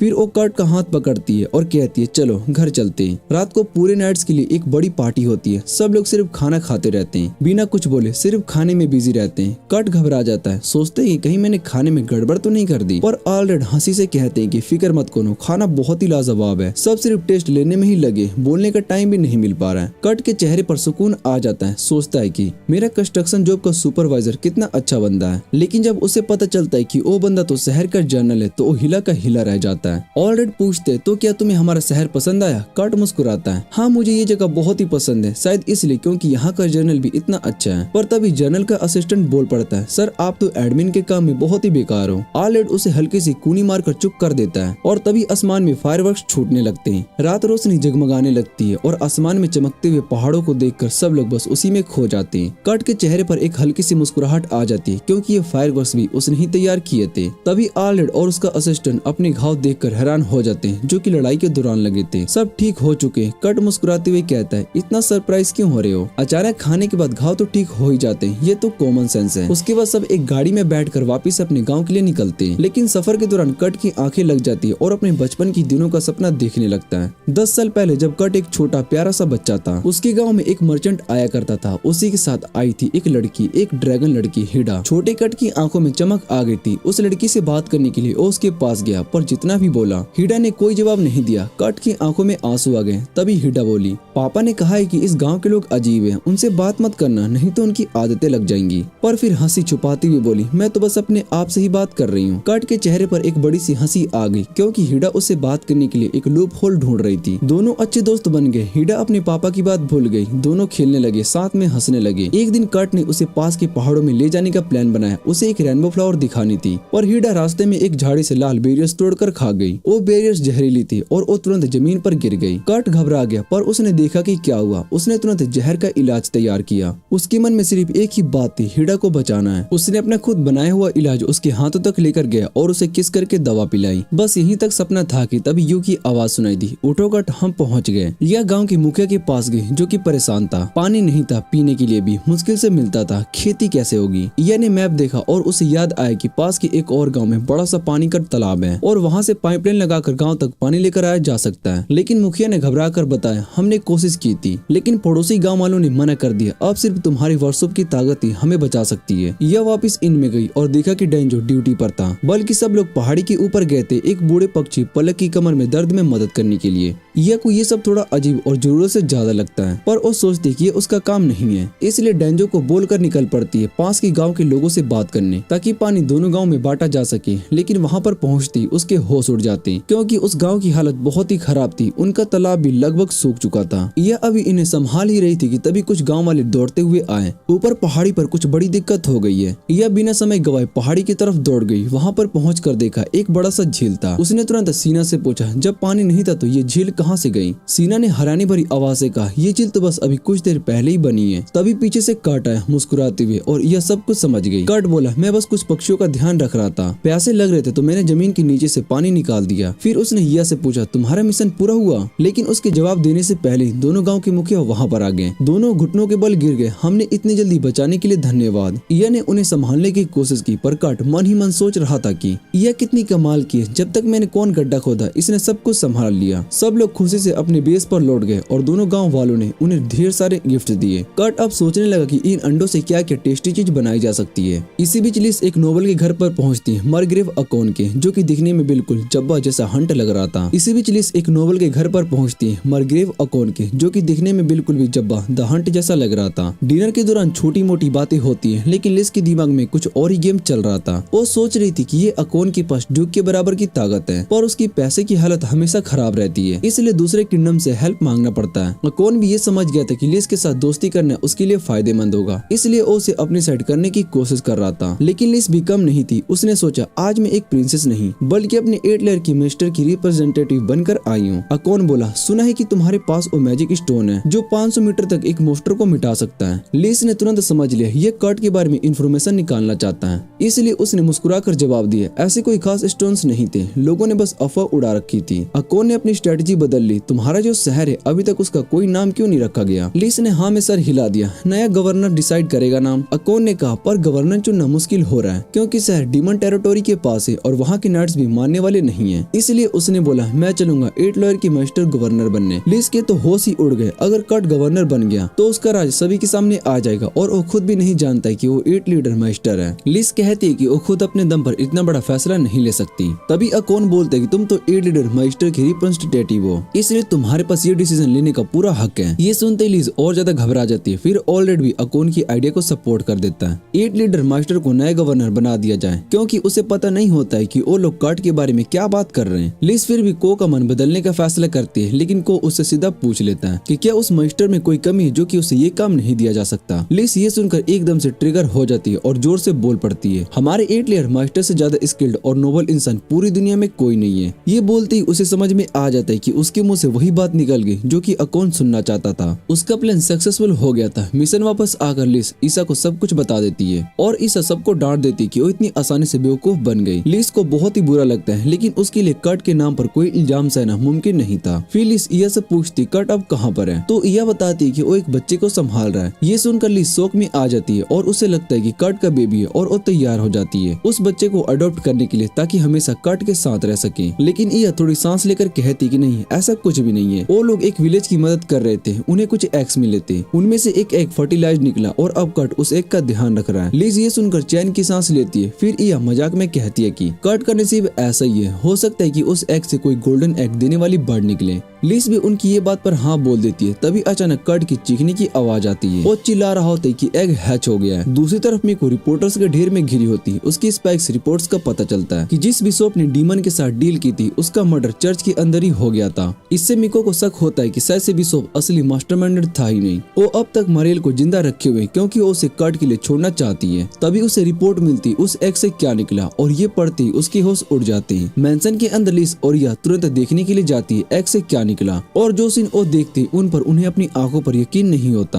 कट अपनी बाहों में एक लड़की को लिए खड़ा होता है जो कि बिल्कुल उसी की तरह दिखती थी। यह एक मीटिंग बुलाती है और सब लोग बहुत ही हैरान हो जाते हैं कट को उस लड़की को पकड़े देखकर। कट उन्हें बताता है कि ये लड़की एग से ही निकली है और वो भी बिल्कुल इंसान के रूप में। सब और भी ज्यादा शौक में आ जाते हैं। तभी वो छोटी लड़की कट के साथ खेलने लगती है और उसे पापा बुलाती है। यह तब कट के पास आती है और कहती है, तुम जैसे मूर्ख को ये बात समझ लेनी चाहिए थी कि इंसान कभी एग से नहीं निकलते। कट बस हाँ में सर हिला देता है। यह फिर से कहती है, ये लड़की कोई मोस्टर है जो कि अपने आप को तुम्हारे जैसा दिखाने के लिए इंसान के रूप में एग से बाहर आई है ताकि तुम्हें बेवकूफ बना सके। यह कट से कहती कि ये लड़की बहुत ही खतरनाक हो सकती है, अगर उसके साथ अभी कुछ नहीं किया गया तो शायद से वो सबको मार देगी। पर कट मना कर देता है। वो कहता है कि उसे नहीं छोड़ सकता। यू उस लड़की को कट से दूर लेकर जाने लगती है, लेकिन कट उसके हाथ को पकड़ लेता है। कहता है कि वो लड़की बुरी नहीं है, वो उसे पाल सकता है, अच्छा बना सकता है। यह उसकी बातों में नहीं आती, लेकिन तभी वो छोटी लड़की उसे मम्मी बुलाती है और बस इया का दिल पिघल जाता है। एक पल के लिए इया के दिमाग में कट के साथ शादी और फैमिली की तस्वीरें बनने लगती है, लेकिन तभी गुस्से से भरी लिस उसे होश में लेकर आती है। लिस उस लड़की को अपनी गोद में ले लेती है, लेकिन जब वो लड़की उसे भी मम्मी बुलाती है तो लिस का दिमाग घूम जाता है और वो घबरा कर उसे गिरा देती है। खुशकिस्मती से सीना उसे पकड़ लेती है और जब लड़की उसे दीदी बुलाती है तो सीना भी बहुत ही खुश हो जाती है। अब लिस और यह दोनों लड़की को फिर से मम्मी बुलवाने की कोशिश करते हैं, लेकिन तभी कैंस उन्हें रोकता है और वो कहता है कि उनकी पार्टी भी इस लड़की की परवरिश में मदद करेगी ताकि वो कभी बुरी ना बन सके। इतना सब होने के बाद यह अब मना नहीं करती, वो भी मान जाती है लड़की मेंशन में रह सकती है। लिस कहती है कि अब हमें इस छोटी सी प्यारी लड़की का नाम भी रख देना चाहिए। सब लोग तुरंत सोचने लगते हैं। लिस और यह दोनों चाहती है कि लड़की का नाम और उन दोनों का नाम कर्ट के नाम पर मिक्स होकर रखा जाए, लेकिन जब वो लड़की उठकर मम्मी बुलाती है तो दोनों तुरंत उसके पास भाग जाती है और अपनी लड़ाई भूल जाती है। अब दोनों कॉम्प्रोमाइज करने के लिए तैयार होती है। कर्ट ये सब देखकर बहुत ही इम्प्रेस्ड होता है कि एक छोटी सी लड़की कैसे सभी को एक कर रही है। कर्ट सजेस्ट करता है कि लड़की का नाम अकूर होना चाहिए क्योंकि उसकी गांव की भाषा में इसका मतलब होता है ये जगह जो कि 3 कोनों को जोड़ती है। और ये लड़की भी तो कर्ट, इया और लिस तीनों के बीच में कनेक्शन बना रही है। इया और लिस दोनों को ये आइडिया बहुत ही पसंद आता है और सब मिलकर उसका नाम एक्यूर रख देते हैं। लड़की को जब अपना नाम सुनाई देता है तो वो बहुत ही खुशी से झूम जाती है। उस रात को इया अकूर को अपनी गोद में लेकर सो रही होती है, तभी कोको एक स्पाई वहाँ पर आता है। इया उठकर उसके हाथ में एक इनवेपल देती है जिसमें अकूर के बार और सलाइबा के सैंपल होता है ताकि मिको तक भेजा जा सके और उस लड़की की असली ओरिजिन का पता लगाया जा सके। अगले दिन कर्ट अकूर के लिए एक प्ले रूम बना देता है, लेकिन यू उससे कहती है कि इस प्ले रूम को ऐसे डिजाइन करो जो कि जरूरत पड़ने पर एक जेल भी बन सके। इसलिए उस रूम की दीवारें मिराल की होती है, कोई विंडो नहीं होती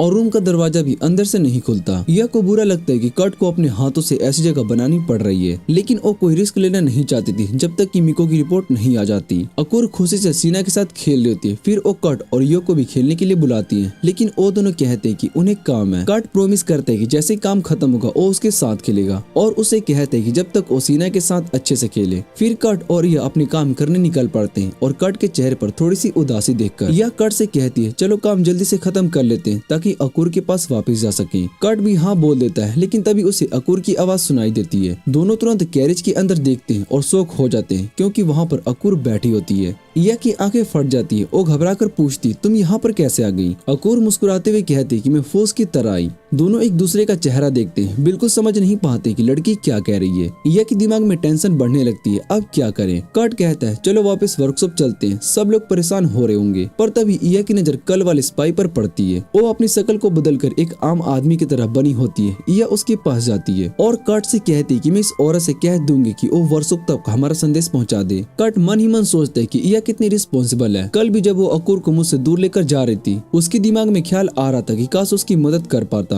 अगर अकूर वाकई कोई मोस्टर निकली तो मैं क्या करूंगा? इस सोच के साथ कर्ट बहुत ही उदास हो जाता है। पर तभी इया वापस आती है और कहती कि अभी तक हम दोनों के विचार गलत नहीं थे, अभी तक तो कुछ साबित ही नहीं हुआ। हमें कोशिश करनी चाहिए कि अकूर एक अच्छी लड़की बने। दोनों फिर अगले गाँव की तरफ निकल पड़ते हैं। वहाँ एक बूढ़े आदमी उनका स्वागत करता है और कहता है तुम लोग वही हीरो टीम हो जो कि डीमन लॉर्ड को हरा कर दुनिया में शांति लाओगे। कर्ट और अकूर दोनों तुरंत उस बूढ़े आदमी की बातों में खो जाते हैं, पर इया घबरा जाती है। उसे तो समझ में नहीं आता है कि ये क्या बकवास बोल रहा है। इया कर्ट को शांत रहने के लिए कहती है जबकि खुद पैनिक कर रही होती है। वो कहती है क्विस्ट में तो ऐसा कुछ लिखा ही नहीं था। तभी एक सुंदर सी ब्लोंड लड़की वहाँ पर आती है और सबको कंफ्यूज कर देती है। वो इया से कहती है मैं ही हूँ जिसने की रिक्वेस्ट भेजी थी। ये बूढ़े आदमी मेरे ससुर है जो हमेशा कहानी के इम्पोर्टेंट हीरो वाले रोल में बनना चाहते थे। फिर वो हंसी से कहती है कि माफ कीजिए, अब इनकी बुद्धि कमजोर हो गई है और इनका फिल्टर खत्म हो गया जो कि इन्हें फालतू बातें बोलने से रोकता था। फिर वो लड़की मस्ती में कहती है कि मुझे नहीं लगा था कि कोई नया शादीशुदा जोड़ा ये मिशन लेने आएगा। ये सुनकर कर्ट और यह दोनों शर्मा जाते हैं, पर अकूर तो कॉन्फिडेंट है। वो हंसते हुए कहती है मेरी मम्मी और पापा आए हैं। अब तो कर्ट के होश ही उड़ जाते हैं। उसे लगता है कि यह इंसल्ट फील करेगी कि उसे कर्ट की पत्नी बोला गया, माँ भी इतनी छोटी उम्र में। कर्ट सोचता है कि काम जल्दी से खत्म करके यहाँ से निकलना ही बेहतर होगा।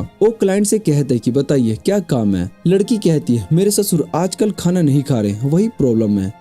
लाइट ने जैसे ही उस पीक को देखा उसे समझ में आ गया कि ये बस गर्मी की वजह से थक चुकी है। इसलिए उसने डिसाइड किया कि वो उनके लिए एक ऐसी फीड को बनाएगा जो कि इनकी गर्मी को दूर कर सके। उस औरत ने उनका धन्यवाद किया और अपने फादर इन लॉ को लेकर वॉक पर निकल गई। उसके बाद लाइट ने इधर उधर इया को ढूंढना शुरू किया जो कि अभी तक लाल पड़ी वहीं की वहीं खड़ी थी, जैसे फ्रिज हो गई क्योंकि लोगों ने उसे कर्ट की वाइफ कह दिया था। लेकिन कर्ट जो कि एक डम इंसान है जिसके पास डेड स्टारफिश जितनी भी इमोशनल समझ नहीं है, उसको लगा कि इया गुस्सा है इसलिए वो हिल नहीं रही थी। वो बिना समझे चुपचाप पिग फूड बनाना शुरू कर देता है, जबकि इया के दिमाग में अलग ही चक्रव्यूह चल रहा होता है। वो सोचने लगती है कि चाहे उन दोनों के बीच में उम्र का फर्क है या फिर हाइट का फर्क है, फिर भी उस औरत ने मुझे कर्ट की पत्नी समझा। क्या मैं भी लाइट के बच्चों की माँ बन सकती हूँ? ये सोचकर वो तुरंत अपने आप को थप्पड़ मार लेती है और अपने दिमाग को तुरंत शांत करती है। खुद से कहती कि नहीं, मुझे सिर्फ कर्ट को इस दुनिया के लोगों से बचाना है, बस। लेकिन जैसे ही वो कट को इतनी खुशी से काम करते हुए देखती है, उसके दिल में तीखी सी चुभन होती है, दर्द सा होता है। तभी अचानक से एक बड़ा सा नीला ड्रैगन उसके ऊपर उड़ता है और सीधा कट और अकुर की तरफ जाता है। यह पैनिक कर जाती है, जोर से चिल्लाती है, कट संभालना, और ड्रैगन के पीछे दौड़ पड़ती है। लेकिन जैसे ही ड्रैगन जमीन पर उतरता है, कट उसे रोक देता है। अपनी तलवार को वापस डालो, यह रुक जाओ। यह फिर भी अकुर की चिंता कर रही होती है, लेकिन तभी यह देखती है कि ड्रैगन चुपचाप आकर उस पीक के फुट को देखने लगता है। यह को कुछ भी समझ में नहीं आता है कि ये क्या हो रहा है। तब लाइट उससे कहता है कि तुम्हें शायद से पता नहीं है, तुम शहर से हो ना, लेकिन यहाँ गाँव में ऐसा होता रहता है। कभी कभी ड्रैगन्स भी अपना हिस्सा लेने के लिए आ जाते हैं जब हम एनिमल फीड बना रहे होते हैं। अकुर पूछती, ये तो बड़ा डोगी जैसा क्या है? लाइट मुस्कुराकर कहता है कि नहीं, ये तो एक बेबी ड्रैगन है। जब सब इस ड्रैगन की बात कर रहे होते हैं, तभी इया को अचानक से खून की स्मेल आती है। वो बिना किसी के बताए अकेली उस स्मेल के पीछे जाने लगती है। थोड़ी दूर जाने पर उसे एक आदमी मिलता है जो कि जमीन पर बेहोश पड़ा होता है, खून से लथपथ।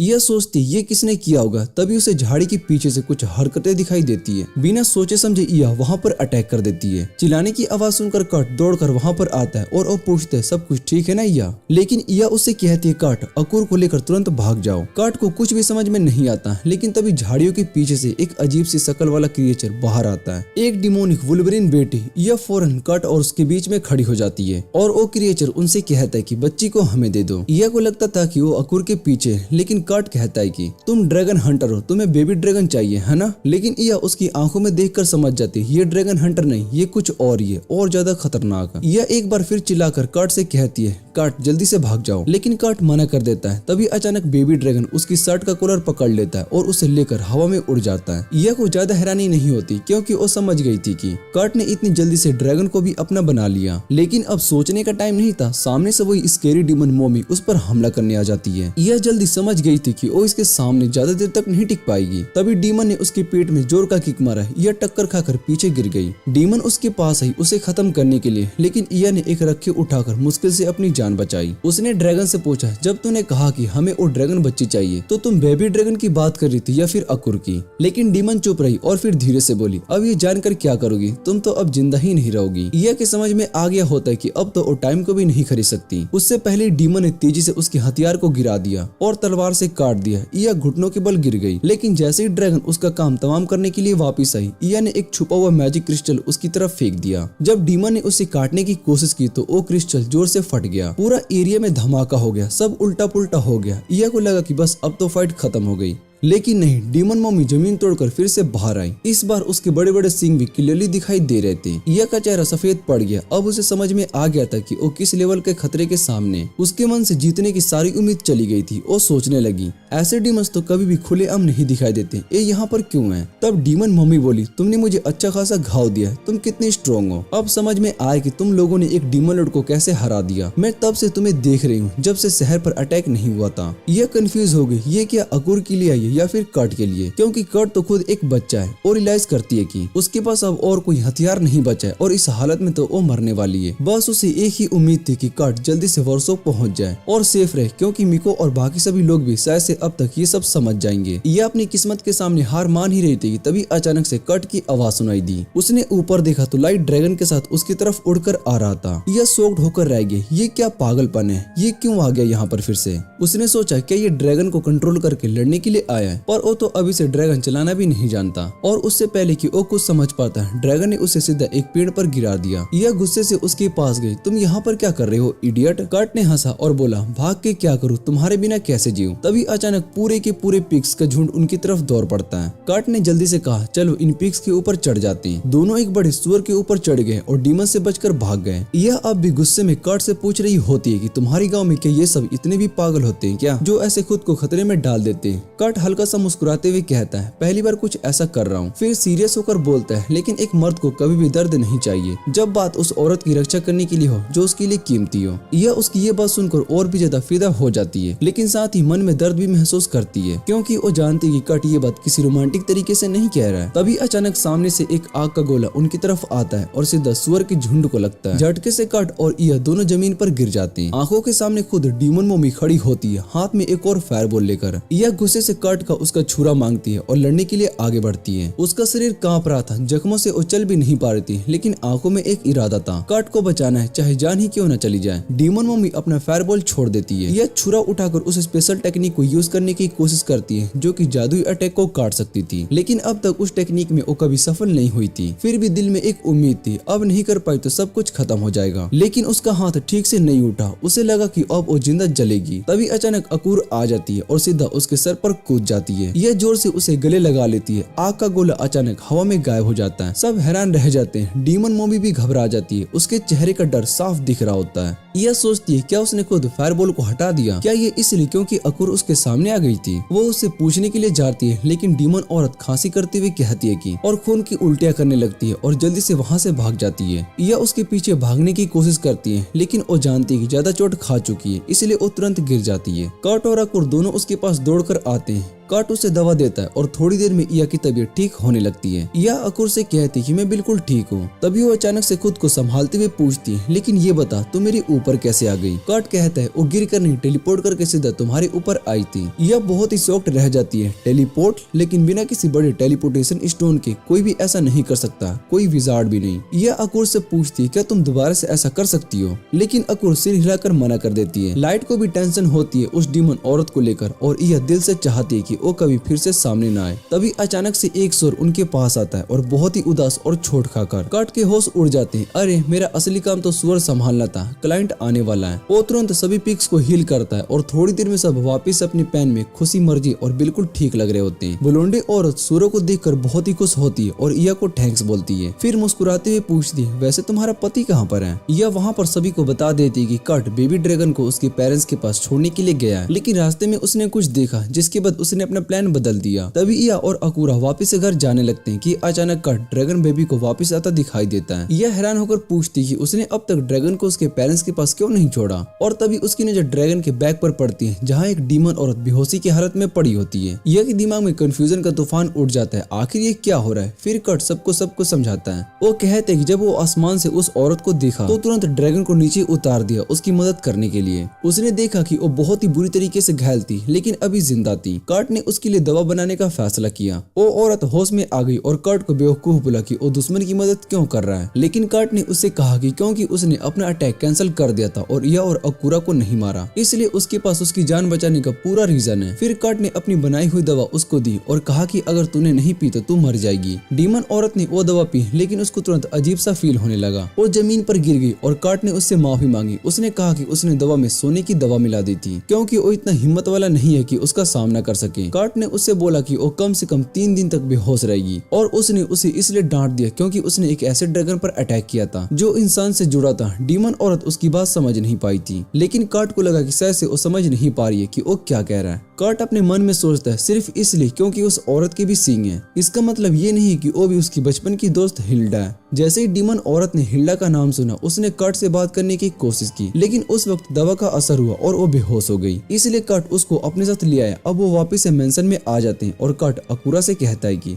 वो अना और बाकी सभी से माफी मांगे क्योंकि उसके अचानक गायब होने की वजह से सब परेशान हो गए होंगे। तभी सीना और लिज खुद वहाँ पर आ जाते हैं अकूरा से मिलने के लिए और इया दूर से ये सब कुछ देख रही होती है। फिर एक और आदमी मेंशन से बाहर निकल रहा होता है जो कि बड़े प्यार से इया और कर्ट का स्वागत करता है। दोनों बहुत ही हैरान होते हैं कि ये कौन है। तभी लिज उनको इंट्रोड्यूस करवाती है, ये उनका 8 लीडर मिस्टर है। ये सुनकर वो दोनों बहुत ही हैरान हो जाते हैं। फिर वो नकली 8 लीडर मिस्टर अपना कूडो नाम बताता है और कर्ट तुरंत उससे इम्प्रेस हो जाता है। कर्ट भी अपना इंट्रोडक्शन देता है और कूडो उसका शुक्रिया अदा करता है कि इतनी अच्छी बिल्डिंग बनाने के लिए। यह को इस नए आदमी पर शक हो जाता है, इसलिए वो तुरंत कर्ट को किचन में लेकर खाना बनाने भेज देती है और सीना को कहती है कि वो अकूरा को प्ले रूम लेकर जाए। जैसे ही दोनों वहाँ से जाते हैं, यह कूडो की तरफ पलट कर कुछ कहने के लिए जाती है, लेकिन कूडो उसको कैरेज के अगेंस्ट दबा देता है। यह उसके इतने कॉन्फिडेंस से इम्प्रेस नहीं होती और उस पर नट क्रैकर 3000 से अटैक करने की कोशिश करती है, लेकिन उसका किक उसके बॉडी के अंदर चला जाता है। तब यह को समझ में आता है कि ये क्या हो रहा है और लिज से कहती है कि ये मजाक बिल्कुल भी अच्छा नहीं है। प्रिंसेस बस मुस्कुराती है क्योंकि यह समझ गई थी कि कोडो सिर्फ एक इल्यूजन है जो उसने कट के डैगर की मदद से बनाई है। यह कहती कि ये डैगर तो काफी खास है जो कि ऐसे लोगों के इल्यूजन बना सकते हैं जो कि कभी एग्जिस्ट ही नहीं करते। लिज फिर बताती कि ये कोडो की इमेजिनेशन कट का वर्जन है जो सोचती कि जब कट 20 साल का होगा तब ऐसा दिखेगा। फिर वो उस इल्यूजन को हटा देती है। तभी इया को मिको का मैसेज मिलता है जो बताती है कि वो उन्हें अकुरा की बैकग्राउंड चेकिंग का रिपोर्ट देने के लिए जा रही है। कुछ दिन के बाद वो दिन भी आ जाता है और सब लोग मिको की तरफ क्यूरियोसिटी से देख रहे होते कि वो क्या बताएगी। लेकिन मिको सिर्फ कट के हाथ का बना खाना खाने आई थी क्योंकि उसकी इन्वेस्टिगेशन बिल्कुल फेल हो गई थी। फिर वो बताती है कि जो बाल और सलाइवा सैंपल ईवा ने उससे लिया था उसमें सिर्फ ह्यूमन डीएनए था, लेकिन उन्होंने अकुरा के नाखून में से कुछ मैजिक स्टोन जैसे पार्टिकल्स भी मिले जो कि स्पेटियल मैजिक की पावर रखते हैं जो कि इंसानों में नहीं होती। मिको कहती कि स्पेस मैजिक क्रिएशन की एज में यूज होती थी लेकिन अब वो इतने टाइम से खत्म हो चुका है और कोई भी उसे यूज नहीं कर सकता। कार्ट उससे पूछते क्या इसका मतलब है कि अकुरा कोई मॉन्स्टर है, लेकिन मिको इस बात का कंफर्मेशन नहीं दे सकती। लेकिन ये बात कि अकुरा के बारे में कुछ नहीं पता उसे बहुत ही डेंजरस बना देती है। मिको कहती है कि सबसे अच्छा ये होगा कि उसके टेलीपोर्टेशन मैजिक को सील करके उसे अपने लैब में लॉक कर दे,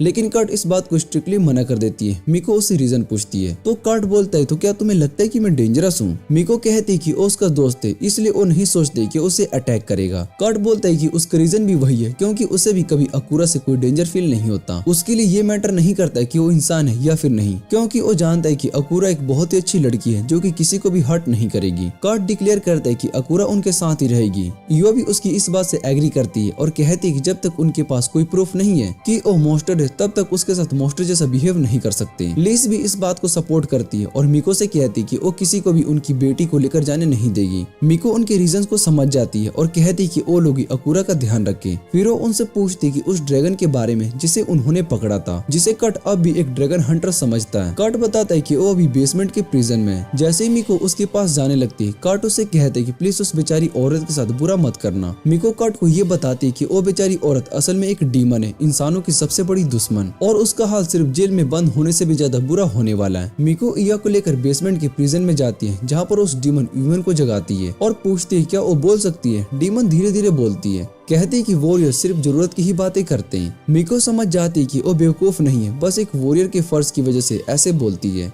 लेकिन डीमन वीमेन मिको की इस सोच से ऑफेंड हो जाती है और उस पर मैजिक का फायर अटैक करने की कोशिश करती है, पर कट के बनाए उस रूम में एंटी मैजिक का सिस्टम होता है इसलिए वो फायर फेल हो जाता है। मिको फिर उस डीमन से पूछती है क्या उसके कोई साथी पास में है। डीमन कहती है कि हारने वाले को जीतने वालों की बात मानना पड़ता है, लेकिन क्योंकि उसे कट ने हरा है तो वो सिर्फ उसी के सवालों का जवाब देगी। ये सुनकर मिको कट और लिस को बुला लेती है और जैसे ही कट रूम में आता है वो डीमन से पूछते है कि उसका हाल कैसा है। डीमन कंप्लेन करते है कि उसके हाथों में बंधन अच्छे से नहीं लग रहे। कट कहते है कि वो इसे खोल नहीं सकता, लेकिन डीमन बीच में ही उसकी बात को काट देती है और डायरेक्टली कट से पूछती है क्या तुम हिल्डा को जानते हो। कट हाँ कहता है। युवा को ये बात सुनकर बहुत ही क्यूरियोसिटी होती है। कट सबको बताता है कि हिल्डा एक मर्चेंट की बेटी थी जो कि अक्सर उनके विलेज में आती थी और वो भी एक हॉर्नेट थी बिल्कुल इस डीमन की तरह। डीमन फिर पूछती है क्या हिल्डा ग्रिफिन क्रेस्ट पहनती थी। कट फिर से हाँ कहता है। ये सुनकर डीमन के अंदर एक नई एनर्जी आ जाती है। वो कहती कि हिल्डा इस वक्त मरग्रेव के कैसल के नीचे कैदी बनी हुई है और वो उसे बचाना चाहती है। ये सुनकर सब बहुत ही शौक हो जाते हैं और कट तुरंत कहता है कि हमें भी हिल्डा को बचाने निकलना चाहिए। लेकिन यह अब भी डीमन पर भरोसा नहीं करती। वो कहती है कि अगर तुम हिल्डा को बचाना चाहती तो तुमने अकुरा पर अटैक क्यों किया। डीमन कहती कि वो लोगों का पीछा कर रही थी क्योंकि उसे शक था, लेकिन तभी उसने देखा कि अकुरा अचानक कैरिज के अंदर टेलीपोर्ट हो गई। तब उसने सोचा कि शायद से इसकी पावर को यूज करके हिल्डा को बचा सकती है। कट तुरंत उसकी बात को मान जाता है, लेकिन फिर उसे याद दिलाती कि उसके पास कोई प्रूफ नहीं है। तब डीमन उन्हें कहती कि उसके पेंडेंट देखो।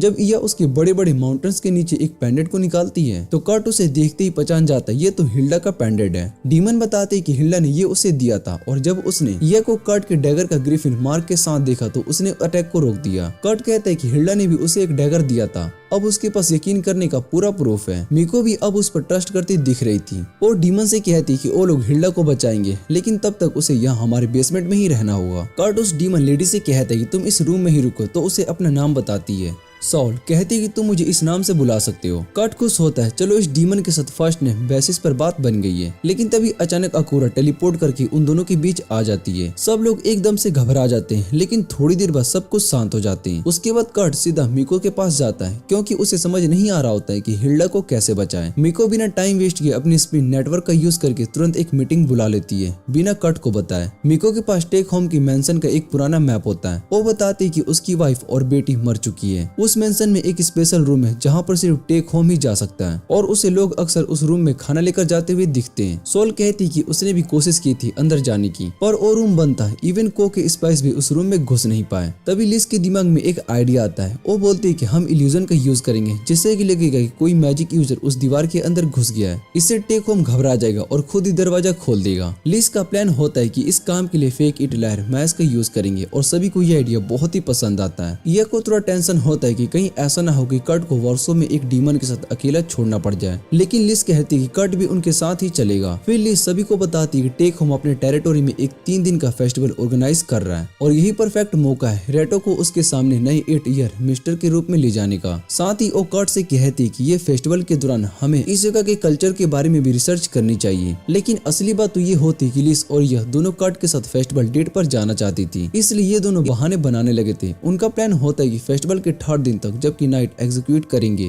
तब वो अपना असली मिशन पूरा करेंगे। लेकिन सच तो ये है कि लिस और यह दोनों चाहते कि उन्हें कट के साथ फेस्टिवल के पहले 2 दिन मिल जाए, एक दिन पूरा लिस के लिए और एक दिन युवा के लिए। फिर सभी लोग टेक हेम के टेरिटोरी निकल जाते हैं। रास्ते में कट कूडो से बात करने लगता है। वो कूडो से माफी मांगता है कि उसे अपने इस रेस्क्यू मिशन में खींच लिया, लेकिन कूडो तो लिस के थॉट्स का बस एक रिफ्लेक्शन होता है। वो कहता है कि एक नोबल होने के नाते उसका फर्ज है कि दूसरे नोबल्स के बुरे कामों को रोके। ये सुनकर इया और लिस दोनों बहुत ही एकदम हैरान हो जाते हैं। लेकिन जब कूडो कट से कहते हैं कि प्लीज ये बात सीक्रेट रखो, मैं रॉयल फैमिली से हूँ, तब सब शांत हो जाते हैं। थोड़ी देर बाद वो लोग अपने इन में पहुंचते हैं और कूडो वहाँ से चला जाता है, पहले अपनी टेक होम के साथ मीटिंग की तैयारी करने के लिए। उसके बाद इया कट से कहती कि वो कल टेक होम के मेंशन में जानकारी इकट्ठा करेगी, जब तक कट लिस और अकूरा का ध्यान रखेगा। कट कहता है कि मैं भी तुम्हारी मदद कर सकता हूँ, लेकिन लिस बोलती है कि नहीं, तुम्हें तो मेरे साथ मार्केट स्टडी करनी है। लिस थोड़ी सी इमोशनल ब्लैकमेल करती है कट को, कहती कि अकूर भी अपने पापा के साथ अपना पहला फेस्टिवल देखने के लिए बहुत ही एक्साइटेड है। ये सुनकर कट मान जाता है, ठीक है तो कल मार्केट उनके साथ चलेगा। अगली सुबह अकूर और लिस फेस्टिवल के ट्रिप को पूरा मजा ले रहे होते हैं। लिस खुशी से कट से पूछती है कि तुमने तो जरूर बहुत ही सारे फेस्टिवल को देखे होंगे जब तुम अपनी एडवेंचर पार्टी के साथ घूमते थे। कट हल्का सा मुस्कुराता है और कहता है कि हाँ, हमने कई शहरों के फेस्टिवल देखे हैं, लेकिन मैं हमेशा मेंटेनेंस के काम करता था या फिर कैरेज की गार्ड ड्यूटी करता था,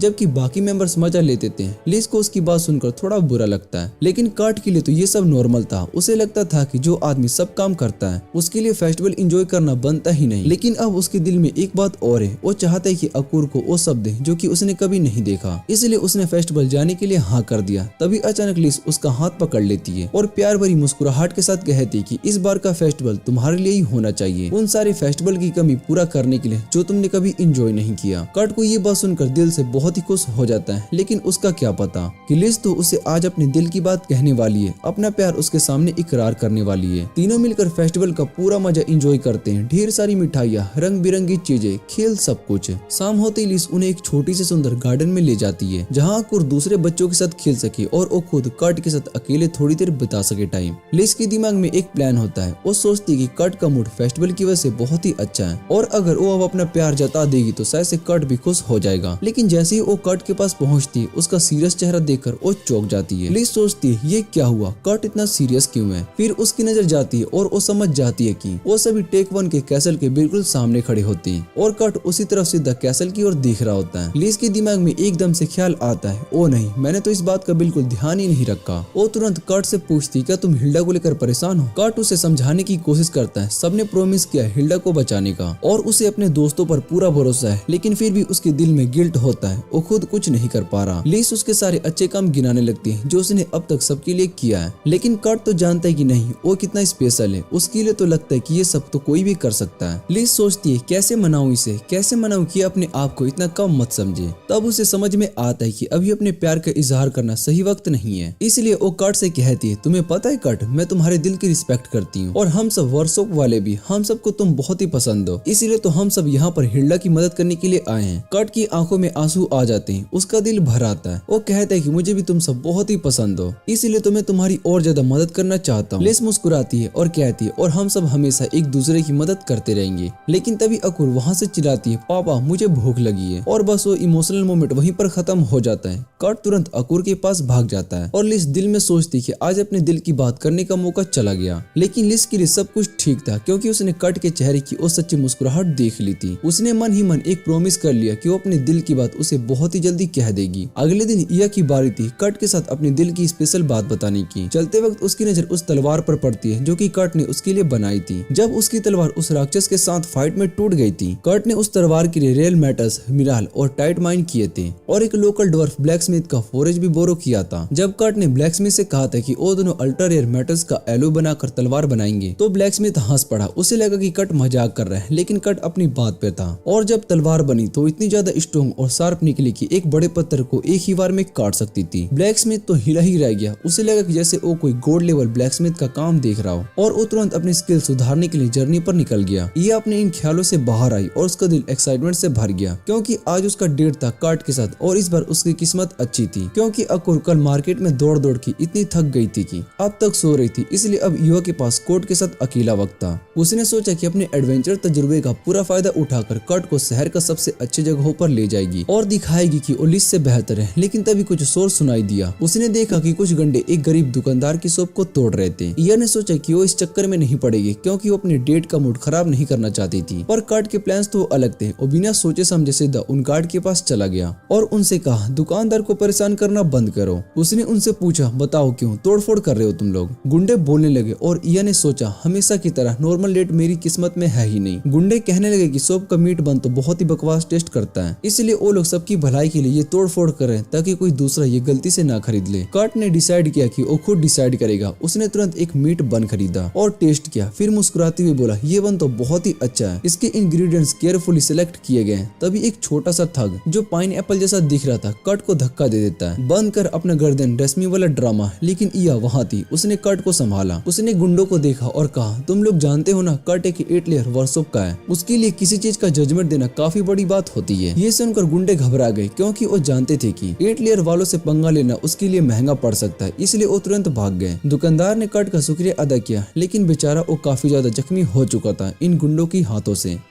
इसके बाद हम देखते हैं जहाँ पर कट को पता चलता है कि उसकी कुछ हड्डियां टूट चुकी है। या उसको बताते हैं कि उसकी बनाई हुई दवा से सब कुछ ठीक हो जाएगा, लेकिन कट उससे कहता है कि हॉस्पिटल जाना ज्यादा अच्छा रहेगा क्योंकि अपने जैसे इमेच्योर की दवा देने से बेहतर है कि वो प्रोफेशनल ट्रीटमेंट मिले। यह कुछ कह पाती उससे पहले कट उस इंजर्ड आदमी को उठाता है और हॉस्पिटल की तरफ भाग जाता है, लेकिन इस तरह से उसका डेट फिर से खराब हो जाता है। यह की आंखों में आंसू आने वाले होते हैं, लेकिन तभी शॉपकीपर की छोटी बेटी सच में रो पड़ती है। यह अपना दुख बोलकर सबसे पहले उस छोटी लड़की को संभालने लगती है। तभी एक व्यापारी वहाँ से गुजरता है जो कि लोगों को स्वीट कैक्टस जूस खरीदने के लिए बुला रहा होता है। यह तुरंत समझ जाती है कि ये लड़की को की स्पाई है। उस स्पाई के पास जाती है और स्पाई उससे बताती है कि आज एक कुकिंग कंपटीशन होने वाला है और गर्ल रेस्टोरेंट पिछले 2 साल से चैंपियन है, लेकिन इस बार उन्हें एक छोटी सी दुकान से खतरा महसूस हो रहा था जहाँ की मीट बंस बहुत ही स्वादिष्ट है, इसलिए उन्होंने कुछ बदमाशों को हायर किया था ताकि उन छोटी दुकान को परेशान कर सके। यह को बहुत ही गुस्सा आता है। उसे समझ में आता है कि गर्ल रेस्टोरेंट के लोग हैं जिन्होंने उसके डेट को बर्बाद किया, लेकिन वो सोचती है कि जब कट वापस आएगा तो सब कुछ ठीक हो जाएगा और फिर से उनका दिन अच्छा बन सकता है। लेकिन कट वापस आता है एक बुरी खबर के साथ। वो बताता है कि दुकानदार की चोट काफी गहरी है, इसलिए उसे एक दिन के लिए हॉस्पिटल में एडमिट कर दिया गया है और अपनी दुकान और बेटी के लिए बहुत ही चिंतित था। यह को तुरंत समझ में आ जाता है कि अब क्या होगा। कट उससे पूछता है कि क्या वो दुकान के ध्यान रखने में उसकी मदद करेगी, क्योंकि उसने शॉपकीपर से वादा किया था कि वो आज के दिन के लिए दुकान संभालेगा। यह इनकार नहीं कर पाती। यह सोचती कि अब वो गर्ल रेस्टोरेंट से बदला लेगी और वो कट को कहती है कि वो भी उसके साथ मिलकर एकदम टेस्टी मीट बंस बनाएगी ताकि कुकिंग कंपटीशन जीत सके। लेकिन तभी एक लड़की लूना आती है और कहती कि अब वो कुछ भी नहीं बना सकते क्योंकि बदमाश लोग सारा बन का फ्लेकिंग फेंक दिए, इसलिए उनके पास अब बनाने के लिए कुछ भी नहीं बचा। यह उससे कहती कि चिंता मत करो, हम कुछ न कुछ कर ही लेंगे। फिर वो कट से पूछती क्या वो नए इंग्रेडिएंट से स्वादिष्ट मीट बंस बना सकता है। कट कहता है कि हाँ वो बना सकता है। तब इया कर्ट से कहती है कि वो लूना को सिखाए कि बंस को कैसे बनाए जाते हैं, क्योंकि कंपटीशन तो लूना को जीतना है ताकि वो अपने पापा को गर्व महसूस करवा सके। लूना भी तैयार हो जाती है सीखने के लिए। फिर इया कर्ट से पूछती है कि इंग्रेडिएंट्स क्या क्या चाहिए। कर्ट कहता है कि मार्केट से जितने भी हो सके उतने स्वीट कैक्टस ले आना और कल के गेम में जीते हुए लाल बीन्स भी लेकर आना। तब तक वो स्टॉल की जमीन के सामने का हिस्सा खोदने का प्लान बनाता है। यह उससे पूछती है क्या तुम श्योर हो कि तुम मेन स्ट्रीट खोदने वाले हो। कर्ट कहता है कि कोई दिक्कत नहीं है और जल्दी से खोद कर वापिस से ठीक कर देगा, लेकिन यह उससे कहती है कि कम से कम परमिट तो ले लो। थोड़ी देर के बाद कुकिंग कंपटीशन से जजेस सभी स्टॉल पर जाने लगते हैं। जब वो गुराल रेस्टोरेंट के स्टॉल पर पहुंचते तो उनके डोनट्स की बहुत ही तारीफ करते हैं। जजेस को पूरा यकीन होता है कि यही रेस्टोरेंट जीतने वाली है, क्योंकि कोई भी उनके आसपास नहीं है। लेकिन असली वजह ये थी कि इस रेस्टोरेंट का मोटू मालिक जजेस में से एक को पैसा दे चुका था, इसलिए रिजल्ट तो उसी के पक्ष में आना था। लेकिन तभी कुछ लोग मीट बंस की तारीफ करते हुए दिखाई देते हैं और रास्ते की दूसरे लोगों को भी उन बंस को ट्राई करने के लिए कहने लगते हैं। जैसे ही मोटू मालिक ये देखता है उसके होश उड़ जाते हैं, क्योंकि उसे पूरा यकीन था कि उसके भेजे हुए बदमाशों ने मीट बन की दुकान को बंद करवा दिया होगा। वो तुरंत स्टॉल के पास भागता है और वहाँ का सीन देखकर उसकी आंखें फटी की फटी रह जाती है। दुकान के सामने लंबी लाइन लगी होती है। लोग मीट बन को छुप छुप के नहीं बल्कि खुद खरीद कर खा रहे होते हैं। सिर्फ यही नहीं, दुकान के बगल में एक गर्म पानी का चाशना भी निकल आया था, जो मोटू को बिल्कुल समझ में नहीं आया कि ये सब क्या हो रहा है। तभी जजेस भी वहाँ पर पहुँचते और मोटू उन्हें रोकने की कोशिश करता है। वो कहता है कि ये बस बिल्कुल भी खराब है, क्योंकि इनके अंदर काला चिपचिपा और कुछ बहुत ही गंदा भरा हुआ है, जो कि सेहत के लिए अच्छा नहीं है। लेकिन उसी वक्त लूना भी वहाँ पर पहुँच जाती है और जजेस से कहती है कि डिसीजन लेने से पहले कम से कम एक बन तो चेक कर देखो। जो जज मोटू से पैसा ले चुका था वो एक बन को उठाता है और उसका टुकड़ा तोड़ता है तो उसके अंदर काला फ्लेकिंग दिखाई देता है। तब लूना मुस्कुराते हुए बताती है कि ये फीलिंग असली में बोल्ड रेड बीन्स और स्वीट कैक्टस जैम है, बिल्कुल वैसे ही जैसा कि कर्ट ने उसे सिखाया था। जजेस तो पहले इस नई रेसिपी से इंप्रेस्ड हो चुके होते हैं और जैसे ही वो बंस को टेस्ट करते हैं उनका चेहरा खुशी से चमक उठता है। मोटू का गुस्सा बढ़ने लगता है, लेकिन जब वो एक बन को टेस्ट करता है तो उसका मुंह खुला का खुला रह जाता है और वो बिल्कुल फूड वॉर के कैरेक्टर की तरह रिएक्शन देने लगता है। तभी इया भी वहाँ पर आ जाती है और लूना का सपोर्ट करने के लिए वो जजेस को बताती है कि बंस का डोफ इसलिए इतना सॉफ्ट है क्योंकि उन्होंने उसमें बेकिंग सोडा घुला हुआ पानी से यूज किया है। मोटू हैरान होकर पूछते कि ये पानी तुम्हारे पास मिला कहाँ से। तो इया गर्व से कहती कि वही गर्म चश्मा का पानी है जो तुम्हारे सामने। मोटू शौक होकर कहते कि गर्म पानी का चश्मा यहाँ पर कैसे निकल गया। तब इया हंसी के साथ बताती है कि ये कर्ट ने खोदा है और थोड़ी देर पहले मोटू को यकीन नहीं होता। लेकिन जब इया उसे बताती है कि कर्ट एक 8 लेयर का वर्कर है तो मोटू चुप हो जाता है। फिर मोटू अपने रुख बदल कर कहता है कि तुमने बिना परमिशन के गर्म चश्मा खोदा है, इसके लिए तुम्हें सजा मिलेगी। लेकिन तभी इया उसके सामने परमिशन का पेपर ले आती है जो उन्हें सीधा टेक होम से मिला होता है। तब मोटू के पास कहने के लिए कुछ भी नहीं बचा होता है। उसके बाद इया जजेस को बताती कि गर्म चश्मा अब सिटी के एडमिनिस्ट्रेटर के अंडर एक फुटपाथ बन जाएगा जहाँ लोग रिलैक्स कर सकेंगे और इसे नए टूरिस्ट स्पॉट के रूप में डेवलप किया जाएगा। ये सुनते ही उस मोटू के होश उड़ जाते। उसने तुरंत उस जज को पकड़ लिया जिसे उसने पैसे दिए थे और गुस्से में बोला अपना काम कर, बाकी दोनों जजेस को भी मना ले। लेकिन स्वीट बन के स्वाद ने उस जज की आंखें खोल दी थी और वो सीधा मोटू से कहता है कि अब मैं इस दुकान को बुरा रिव्यू नहीं दे सकता हूँ और मुझे तेरे पैसे भी नहीं चाहिए। मोटू हैरान होता है, लेकिन तभी उसकी नजर उन 3 बदमाशों पर पड़ती है जो कि एक कोने में छुप कर खड़े होते हैं। मोटू तुरंत वहाँ जाता है और उनसे कहता है कि जल्दी से वो दुकान को तोड़ दो, चाहे तुम्हें जेल ही क्यों ना जाना पड़े, मैं तुम्हें वहाँ से छुड़वा दूंगा। लेकिन तभी वो बदमाश अजीब सी लड़कियों वाली आवाज में बोलने लगते हैं, हम ऐसा नहीं करने वाले। मोटू समझ नहीं पाता है कि ये क्या हो रहा है, लेकिन फिर उसे पता चलता है कि ये बदमाश असली नहीं थे बल्कि लीस के बनाए हुए इल्यूजन थे। लीस वहाँ पर 2 स्पाइस के साथ खड़ी होती है और मोटू को कहती है जो बदमाश तूने पहले भेजे थे वो तो पहले ही जेल में सड़ रहे, अब तेरी बारी है। तभी इया भी वहाँ पर आ जाती है और मोटू के पीछे रास्ता रोक लेती है। वो कहती है हमें पता है तू मार्ग्रेव के टेक होम में कैसल में सप्लाई करता है और जो बचा कुचा कचरा किचन से निकलता है वही अपने रेस्टोरेंट में यूज करता है। इया ये भी बोलती है और हमें ये भी मालूम है कि तू अपने खाने में नशा मिलाता है ताकि लोग तेरे रेस्टोरेंट के एडिक्टेड बन जाए और बार बार आए। मोटू घबरा कर कहता है कि तुम्हें ये सब कैसे पता चला। तब लीस अपने इल्यूजन डैगर का यूज करके असली रूप ले लेती है और कहती है मैं एक बार तेरे रूप में लॉर्ड के किचन में गई थी, वहाँ के शेफ ने सब कुछ खुद ही बोल दिया था।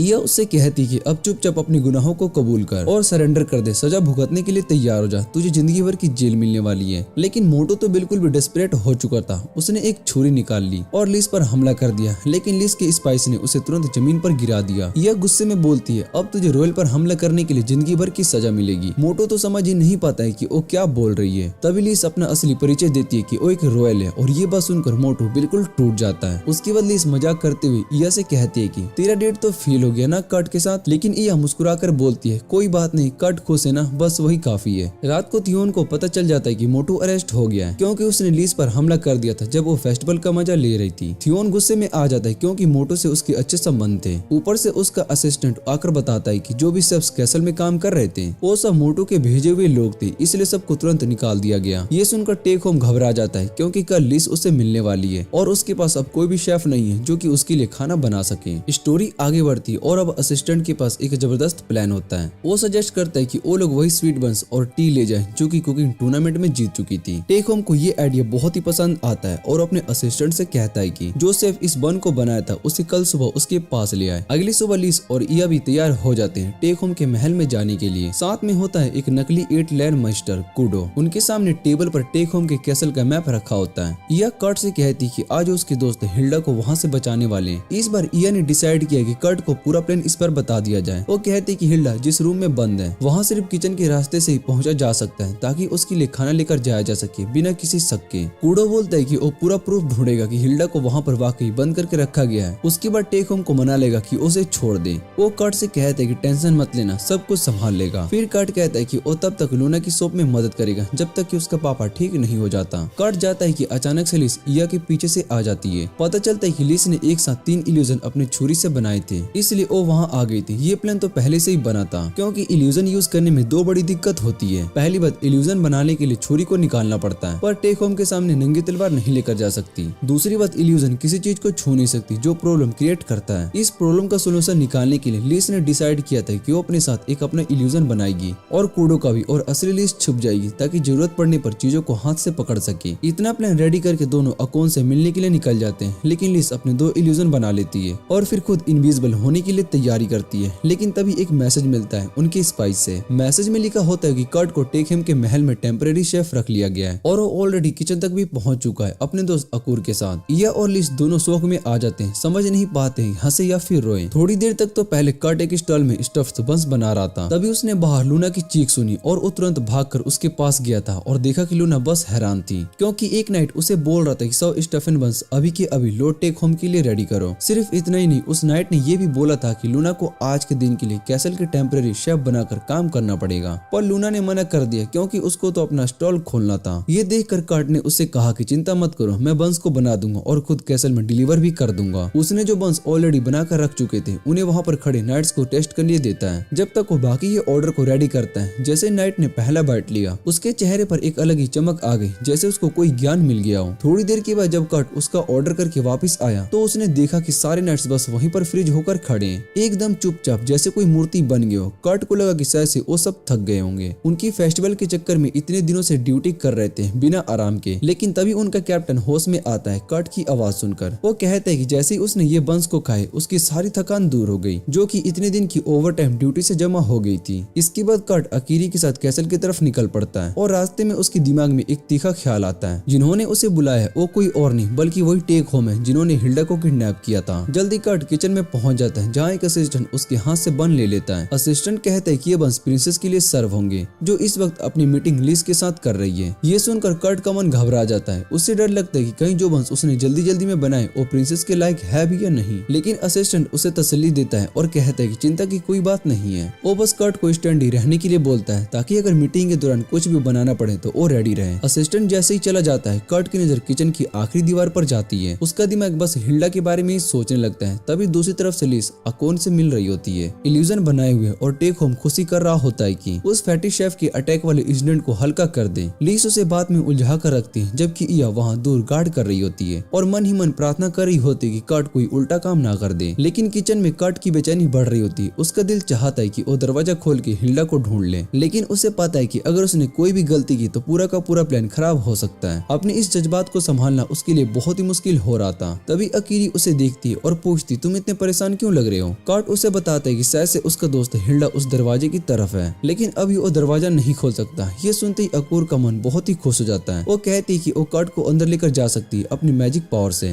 वो तुरंत कर्ट को गले लगाती है और एक पल में वो दोनों टेलीपोर्ट होकर उस दरवाजे की उस तरफ पहुंच जाते हैं। कर्ट बहुत ही हैरान हो जाता है, अकीरी अपने साथ उसे भी टेलीपोर्ट कर सकती है और उसका मन कहता है कि उन्हें वापस चले जाना चाहिए। लेकिन अकीरी कहती है कि अब वो वापस नहीं जा सकती। उसका चेहरा उदास हो जाता है क्योंकि वो चाहती कि कर्ट के दोस्त को वो दोनों मिलकर ढूंढे। कर्ट सोचता है कि इसे कैसे संभाले। तभी उसे एक औरत की आवाज सुनाई देती है बिल्कुल पास वाले रूम से। कर्ट का दिल जोर से धड़कने लगता है। उसे लगता है कि वो हिल्डा होगी और बिना किसी वार्निंग के सोचा समझा वो उसे बचाने का फैसला करता है। कर्ट अपनी पॉकेट से एक छोटी सी पिन निकालता है और धीरे से उस दरवाजे को लॉक कर देता है, लेकिन जैसे ही दरवाजा खुलता है उसका चेहरा हैरानी से भर जाता है। रूम के अंदर तो बस एक बूढ़ी औरत होती है, कोई हिल्डा नहीं। दूसरी तरफ अकोन कूडो से कहता है कि वो चाहता है कि कूडो इस शहर का गवर्नर बन जाए, लेकिन कूडो कहता है कि वो इस फैसले से पहले कुछ बातें अकेले में पूछना चाहता है। तभी जो झूठी लीज थी वो रूम से बाहर चली जाती है ताकि उन्हें प्राइवेट टाइम मिल सके। जैसे ही वो निकलती है अकोन का चेहरा एकदम से रिलैक्स्ड हो जाता है। उसे बिल्कुल भी नहीं पता होता है कि असली प्रिंसेस सब कुछ देख रही है। अब प्रिंसेस को पूरा यकीन हो जाता है कि अकोन के पास जरूर कोई ऐसी बात है कि जो उससे छुपा रहा है, इसलिए वो प्लान बनाती है कि कैसे उसे सच उगलवाए और ईटो को कंट्रोल करती है। और ईटो अकोन से सीधा पूछते है कि तुम कूडो से क्या चाहते हो। अकोन को ये डायरेक्ट बात पसंद आती है और वो कहता है कि क्या तुम हमेशा के लिए जवान रहने में इंटरेस्टेड हो। इधर किचन के रूम में कट और बूढ़ी औरत एक दूसरे को हैरानी से देख रहे होते हैं। औरत उसे अपने रूम के अंदर बुलाती है, कहती कि यहाँ पर मेहमान बहुत ही कम आए। कट कुछ कह नहीं पाता, बस चुप रह जाता है। तभी वो औरत अकोरी को भी अंदर बुला लेती है। अकोरी उससे कहती है कि लगता है कि वो बहुत ही बेचैन है। वो पूछती है क्या आप ठीक है ना। औरत कहती है कि पिछले कुछ दिनों से वो ठीक से खा नहीं पाई। तभी अकुरी उसे एक स्टेफन बन देती है जो कि कर्ट ने बनाए थे। बूढ़ी औरत बिना सोचे समझे उस बन को खा लेती है और जैसे ही एक बाइट लेती है उसका चेहरा खिल उठता है क्योंकि ये बन तो बहुत ही टेस्टी है, जबकि दूसरे खाने उसके मुंह में एकदम बेकार लगते थे। कर्ट एकदम से कुछ समझ जाता है। उसे महसूस होता है कि औरत असल में बूढ़ी नहीं है बल्कि वो बस ओल्ड दिख रही है। ये कैसे हो सकता है, वो हैरानी से पूछता है। औरत भी हैरान हो जाती है, कहती है कि तुमने बस देख कर कैसे जान लिया। फिर वो कर्ट के दूसरे टैलेंट्स की भी तारीफ करने लगती है, पूछती क्या तुम कोई मशहूर जादूगर हो। लेकिन कर्ट बस मुस्कुराता है, कहता है मैं बस एक छोटा सा लड़का हूँ जो लोकल 8 लायर के लिए छोटी मोटी चक्कर का काम करता है। लेकिन फिर भी वो औरत कहती कि कर्ट बहुत ही खास है और सहसे वो एक आखिरी इंसान है जो कि हिल्डा को बचा सकता है। उसका कहना था कि हिल्डा इस रूम से बिल्कुल नीचे वाली जगह में बंद है। ये सुनते ही कर्ट का दिमाग घूम जाता है। वो तुरंत पुरानी बड़ी हुई रोटी उठाता है और उसे सोवेल बनाना चाहता है ताकि नीचे डिग कर सके, लेकिन बूढ़ी औरत उसे रोकती है, कहती है रुको, ऐसा मत करो, तुम्हारे लिए एक सीक्रेट रास्ता है जो कि हिल्डा तक लेकर जाता है, मेरे पीछे आओ। दूसरी तरफ मीटिंग रूम में असली लिस भी हैरान रह जाती है जब उसे पता चलता है कि अकोन का असली चाक क्या है, इंटरनल यूथ पाना। कूडो कहता है कि हमेशा जवान रहना तो उसके जैसा 8 लेयर मजिस्टर का अल्टीमेट गोल है, लेकिन ऐसा कर पाना आसान नहीं है। अकोन तब कहता है कि इंसान तो छोटी उम्र के होते हैं लेकिन एल्व्स और डीमंस कितनी लंबी उम्र जी सकते हैं। पहले भी कई एक्सपेरिमेंट्स हुए थे जिसमें कि कई सेल्स इंसानों के शरीर में डालकर उन्हें लंबी उम्र देने की कोशिश की गई थी। कूडो तुरंत कहता है लेकिन वो एक्सपेरिमेंट्स फेल हो गए थे और बहुत ही खतरनाक साइड इफेक्ट की वजह से बंद भी कर दिए गए थे। अकोन फिर कहता है कि उसे पूरा भरोसा है राव की एबिलिटीज पर, शायद वो एक ऐसी दवाई बना सकता है जो कि इंटरनल यूथ दे सके।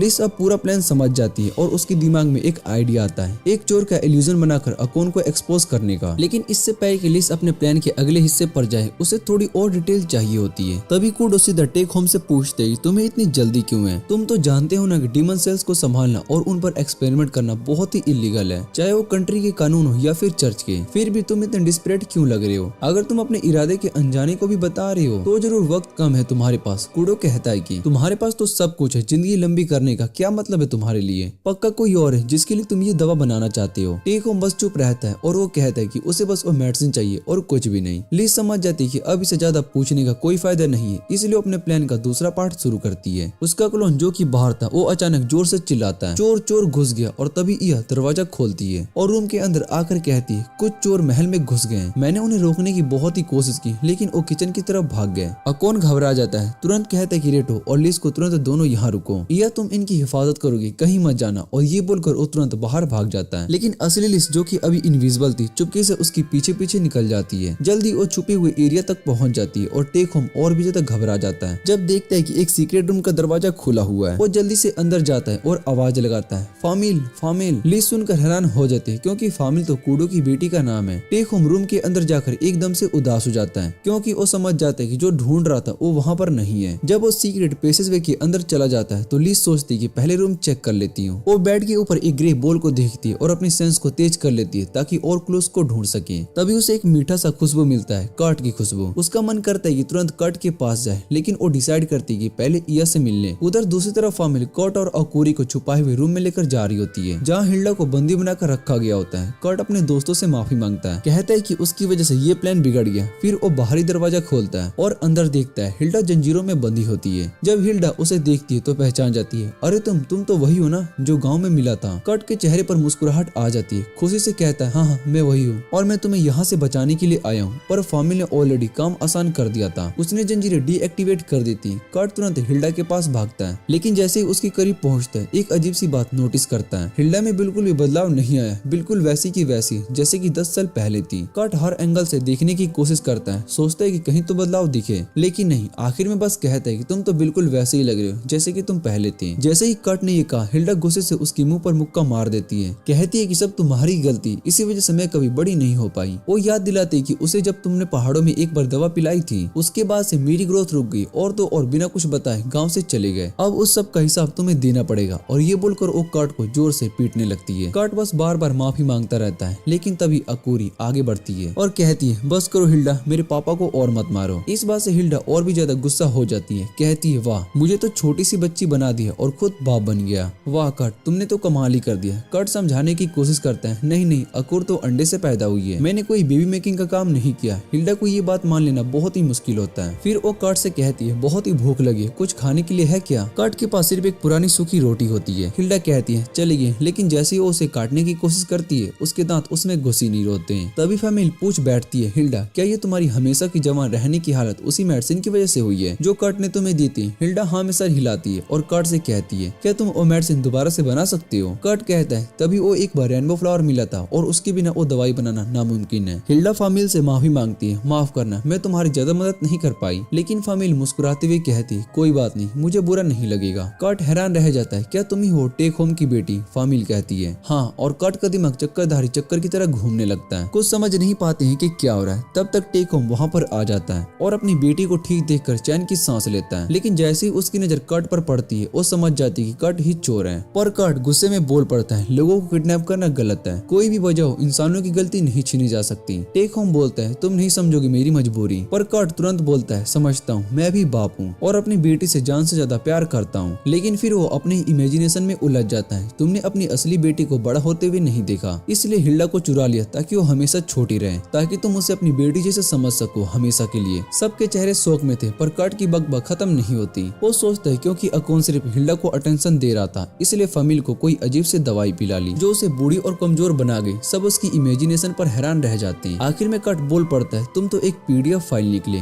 इस बात पर सबकी आंखें फट जाती है, पर टेक होम जोर से कहता है ऐसी बात बिल्कुल भी नहीं है। लेकिन कट रोकता नहीं, उसे गिल्ट दिलाने लगता है कि तुमने अपनी असली बेटी को प्यार नहीं किया। तभी हिल्डा इरिटेट हो जाती है और एक मैजिक स्पेल से उसे जमीन पर गिराकर पैरालाइज्ड कर देती है। बस हो गया तुम्हारा ड्रामा कट। फिर वो फामिल की तरफ देखती है, तुम श्योर हो ना प्लान को लेकर? फामिल टेक होम के हाथ पकड़कर कहती है बिल्कुल हिल्डा, इसे खत्म कर दो।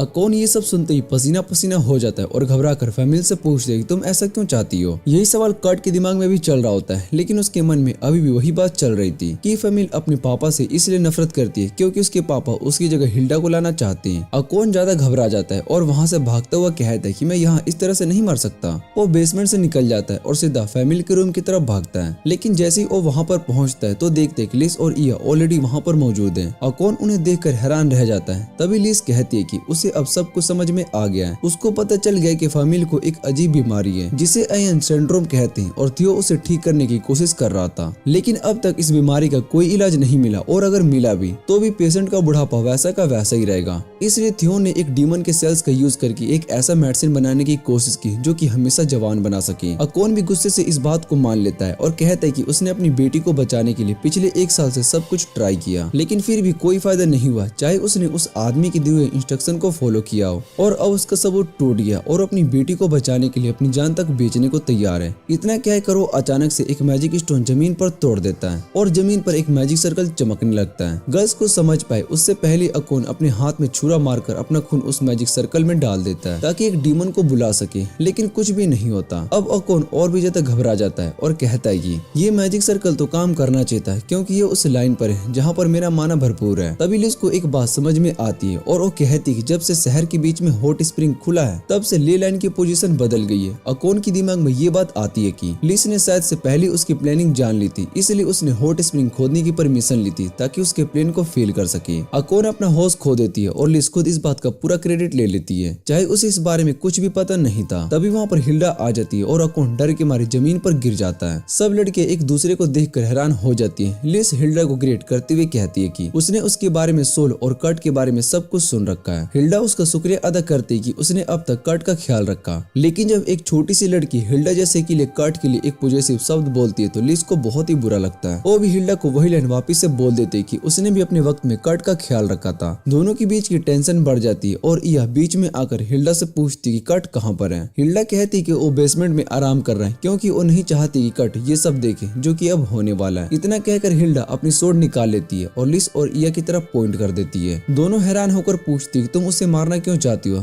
तब हिल्डा कहती है कि एक दिन ये मोटू आदमी अकोन वाकई में एक डीमन को बुला लेगा और उसकी वजह से बहुत ही सारे बेगुनाह लोगों की जान और उनकी रूह तक दोनों चली जाएगी। लेकिन फैमिली ये नहीं चाहती थी कि उसकी जिंदगी के लिए इतनी बड़ी कीमत चुकाई जाए, इसलिए उसने कहा था कि अपने पापा को मार दो। अकोन ये सुनकर टूट जाता है, पर फिर भी वो सिर्फ ये चाहता है कि उसकी बेटी एक नॉर्मल जिंदगी जिए, चाहे उसके लिए उसकी जान ही क्यों न चले जाए, चाहे दुनिया के लोगों को भी। हिल्डा डिसाइड कर लेती कि अब बस उन्हें अकोन का काम तमाम कर देना चाहिए। लेकिन उसी वक्त एक आवाज सबको रोक देती है। सब पीछे मुड़कर देखते हैं और शौक हो जाते हैं क्योंकि वहाँ खड़ी थी फैमिली, एकदम जवान, बिल्कुल हेल्दी। अकोन आंखों पर यकीन नहीं कर पाता और पूछता है क्या मैं सपना देख रहा हूँ। पर फैमिली मुस्कुरा कर कहती कर्ट ने उसका इलाज कर दिया अपने हॉट स्प्रिंग बंद के जरिए। लिस एक बार फिर से कर्ट से इम्प्रेस हो जाती है और यह सोचती कि उसे पहले ही समझ जाना चाहिए था। इसी बीच कर्ट के ऊपर लगा पैरालिसिस स्पेल धीरे धीरे कम हो रहा होता है और वो बोल पाता है। वो अकुर से कहता है कि उसका बैग उठाओ और उसमें से एक ब्राउन बोतल निकालकर उसे एक गोली दे दो। अकुर तुरंत उसकी बात मान लेती है और गोली दे देती है। जैसे ही कर्ट वो गोली निकल लेता है उसका पैरालाइज बिल्कुल खत्म हो जाता है और वो तैयार हो जाता है फैमिली की मदद करने के लिए। वहीं दूसरी तरफ फैमिली और अकोन के बीच एक इमोशनल मोमेंट चल रहा होता है। तभी लिस उसके पास आती है। वो कहती है कि अकोन ने बड़े जुर्म किए हैं और उसकी नोबल स्टेटस भी उसे बचा नहीं सकती। लेकिन फैमिली उसे गुहार लगाती कि अपने पापा को माफ कर दो, जो भी किया है उसने मेरी वजह से किया है, सजा मुझे दो। पर लिस के मन में कुछ और ही था। वो कहती कि यहाँ एक रॉयल फैमिली की मेंबर बनकर नहीं आई है बल्कि एक सिंपल लड़की बनकर आई है जो कि 8 लेयर में ट्रेनिंग कर रही है, इसलिए वो अकोन को सजा नहीं देगी। लेकिन अब से अकोन को 8 लेयर के लिए काम करना पड़ेगा। अकोन बिना कुछ बोले ये सजा एक्सेप्ट कर लेता है, खुश होकर कि कम से कम उसकी बेटी बच गई। फिर लिस हिल्डा की तरफ मुड़कर कहती कि उसके साथ चलना होगा क्योंकि उन्हें कई बातें डिस्कस करनी है, लेकिन चिंता मत करो, बाद में उसे ठीक से घर भेज दिया जाएगा। यह कहती है कि अब बस कर्ट को बुला लेना है ताकि वो मैजिक सर्कल को हटा दे। लेकिन तभी एक अजनबी आदमी वहाँ पर आ जाता है और कहता है कि इस कहानी का हैप्पी एंडिंग नहीं होगा क्योंकि राइटर तो मैं हूँ। सब उस आदमी को देखकर बहुत ही हैरान हो जाते हैं। हिल्डा तुरंत उसे पहचान लेती है। ये तो वही गोथ टाइप इमो बंदा है जो कि मेट गाला से वापिस आया है। इसका नाम है स्क्रिप्टर। हिल्डा उससे पूछती है कब से इतनी हिम्मत आ गई, तुमने खुद सामने आ गए। लिस और बाकी सब लोग भी कंफ्यूज हो जाते हैं, कहते कि ये बंदा कौन है। तब अकोन कहता है ये तो स्क्रिप्टर ही है, वही डीमन जिसने हिल्डा को मुझे दिया था और मुझे डीमन समन करने का तरीका बताया था। स्क्रिप्टर हिल्डा से कहता है कि वो इंतजार कर रहा था कि उसके दोस्त उसे बचाने आए, लेकिन कोई नहीं आया और इस बात से वो बहुत ही डिसअपॉइंटेड हुआ। पर हिल्डा कहती कि उसे तुम्हारी प्लानिंग पहले से ही पता था,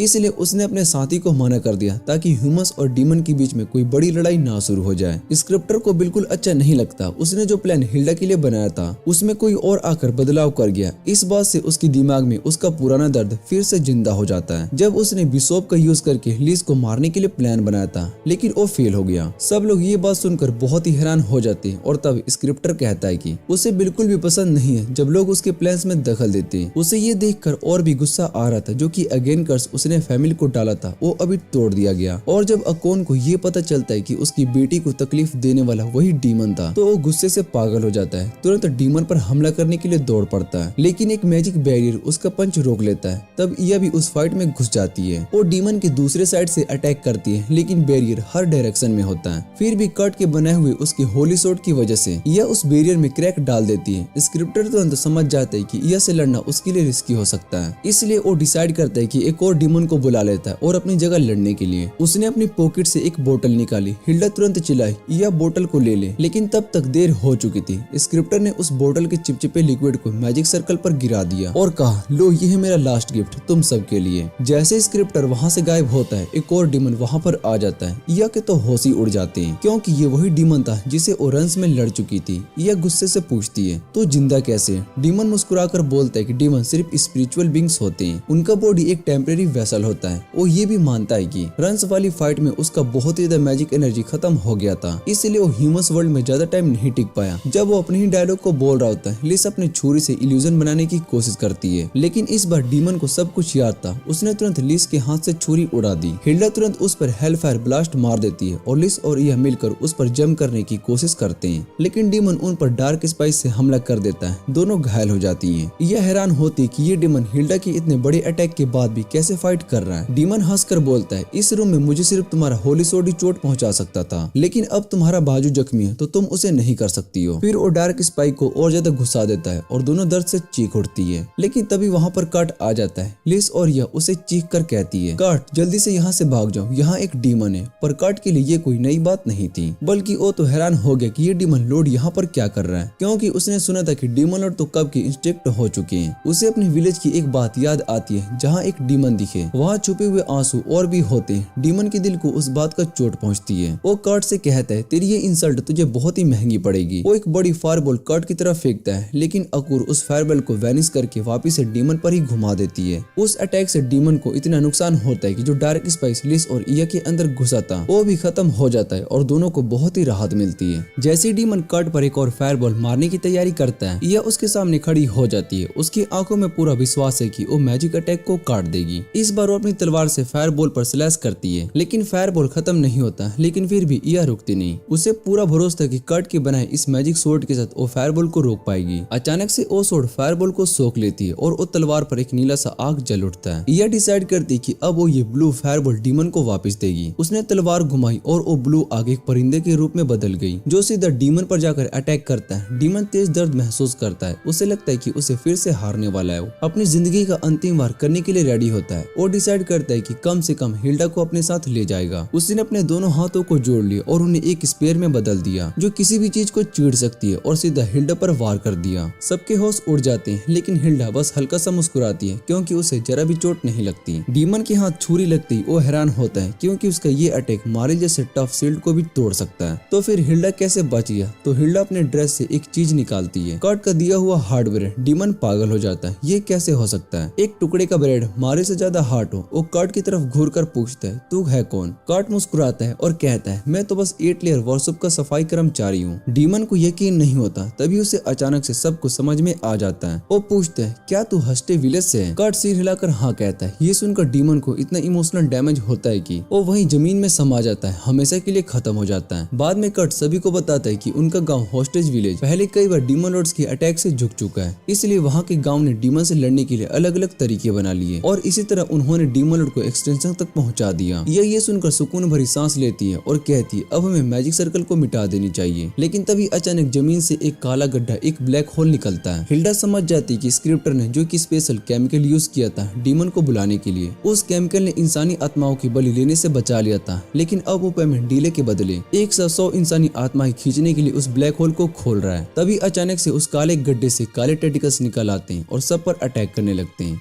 हिल्डा सभी को वार्न करती है कि इन्हें रोकना बेकार है, क्योंकि ये तब तक अटैक करते रहेंगे जब तक कि 100 इंसानी आत्माएं नहीं मिल जाती। लेकिन तभी टेक होम का असिस्टेंट वहां पर आ जाता है, हाथों में कट के बनाए हुए स्टफ्ड बंस लेकर। काले टेंट का सीधा उसकी तरफ भागते हैं, लेकिन असिस्टेंट पर अटैक नहीं करते, बल्कि उसके हाथ के बंस को खाने लगते हैं। जैसे ही टेंटकल्स ने सारे बंस को खा लिए, वो गड्ढा और मैजिक सर्कल दोनों एकदम से गायब हो जाता है। सब लोग बहुत ही हैरान हो जाते हैं कि ये सब क्या हो रहा है। तब सच का पता चलता है कि ये असिस्टेंट असल में बंडाने के लिए काम करता था। वो शैडी मेंबर जो कि पहले कट की पार्टी में थी, और उसने असिस्टेंट से पहले ही बता दिया था कि स्टफेड बंस असली में फूड के लिए नहीं बल्कि ह्यूमन सेक्रीफाइस के बदले में बनाए गए थे। लेकिन ऐसे बंस बनाना हर किसी की बस की बात नहीं थी। सिर्फ कट जैसे लोग ही ऐसे बंस बना सकते हैं जिन्हें एक इंसानी आत्मा के बराबर समझा जाए। इसका मतलब कट चाहे तो जितने चाहे बंस बना सकता है और जितने चाहे डीमंस को बुला सकता है बिना किसी इंसानी बलि के। बाद में असिस्टेंट बडाना को रिपोर्ट देता है कि टेक होम ने पूरी सिटी के फैमिली के बचाने की खबर फैला दी है, जिसके बाद पूरी सिटी में सेलिब्रेशन सेशन शुरू हो गया है। हिल्डा को मिको ने पूछा, टच किया और फिर क्लीन शीट देकर घर भेज दिया। बर्डाना ये सुनकर खुश होती है और वो सोचती कि उसके मास्टर ने बिल्कुल सही किया था, कर्ट और अकूर को बाहर की दुनिया से बचाने का ऑर्डर देकर। इसके बाद कर्ट को अकून की तरफ से नाइट का टाइटल दिया जाता है, लेकिन कर्ट सोचता है कि उसने तो कुछ खास किया ही नहीं इसके लिए। 8 लेयर के सभी लोग को प्रमोशन मिलता है क्योंकि लिस ने अपनी पावर का पूरा यूज किया था। अब वो श्योर है कि किसी भी नॉर्मल इतनी हिम्मत नहीं होगी कि उसके साथ पंगा ले। इसी बीच हिल्डा अपने घर जा रही होती है। उसके हाथ में एक और चमन फ्लावर होता है जो कर्ट ने उसे गिफ्ट दिया था गुड बाय के लिए। ये उनके गांव की पुरानी रियावत होती है।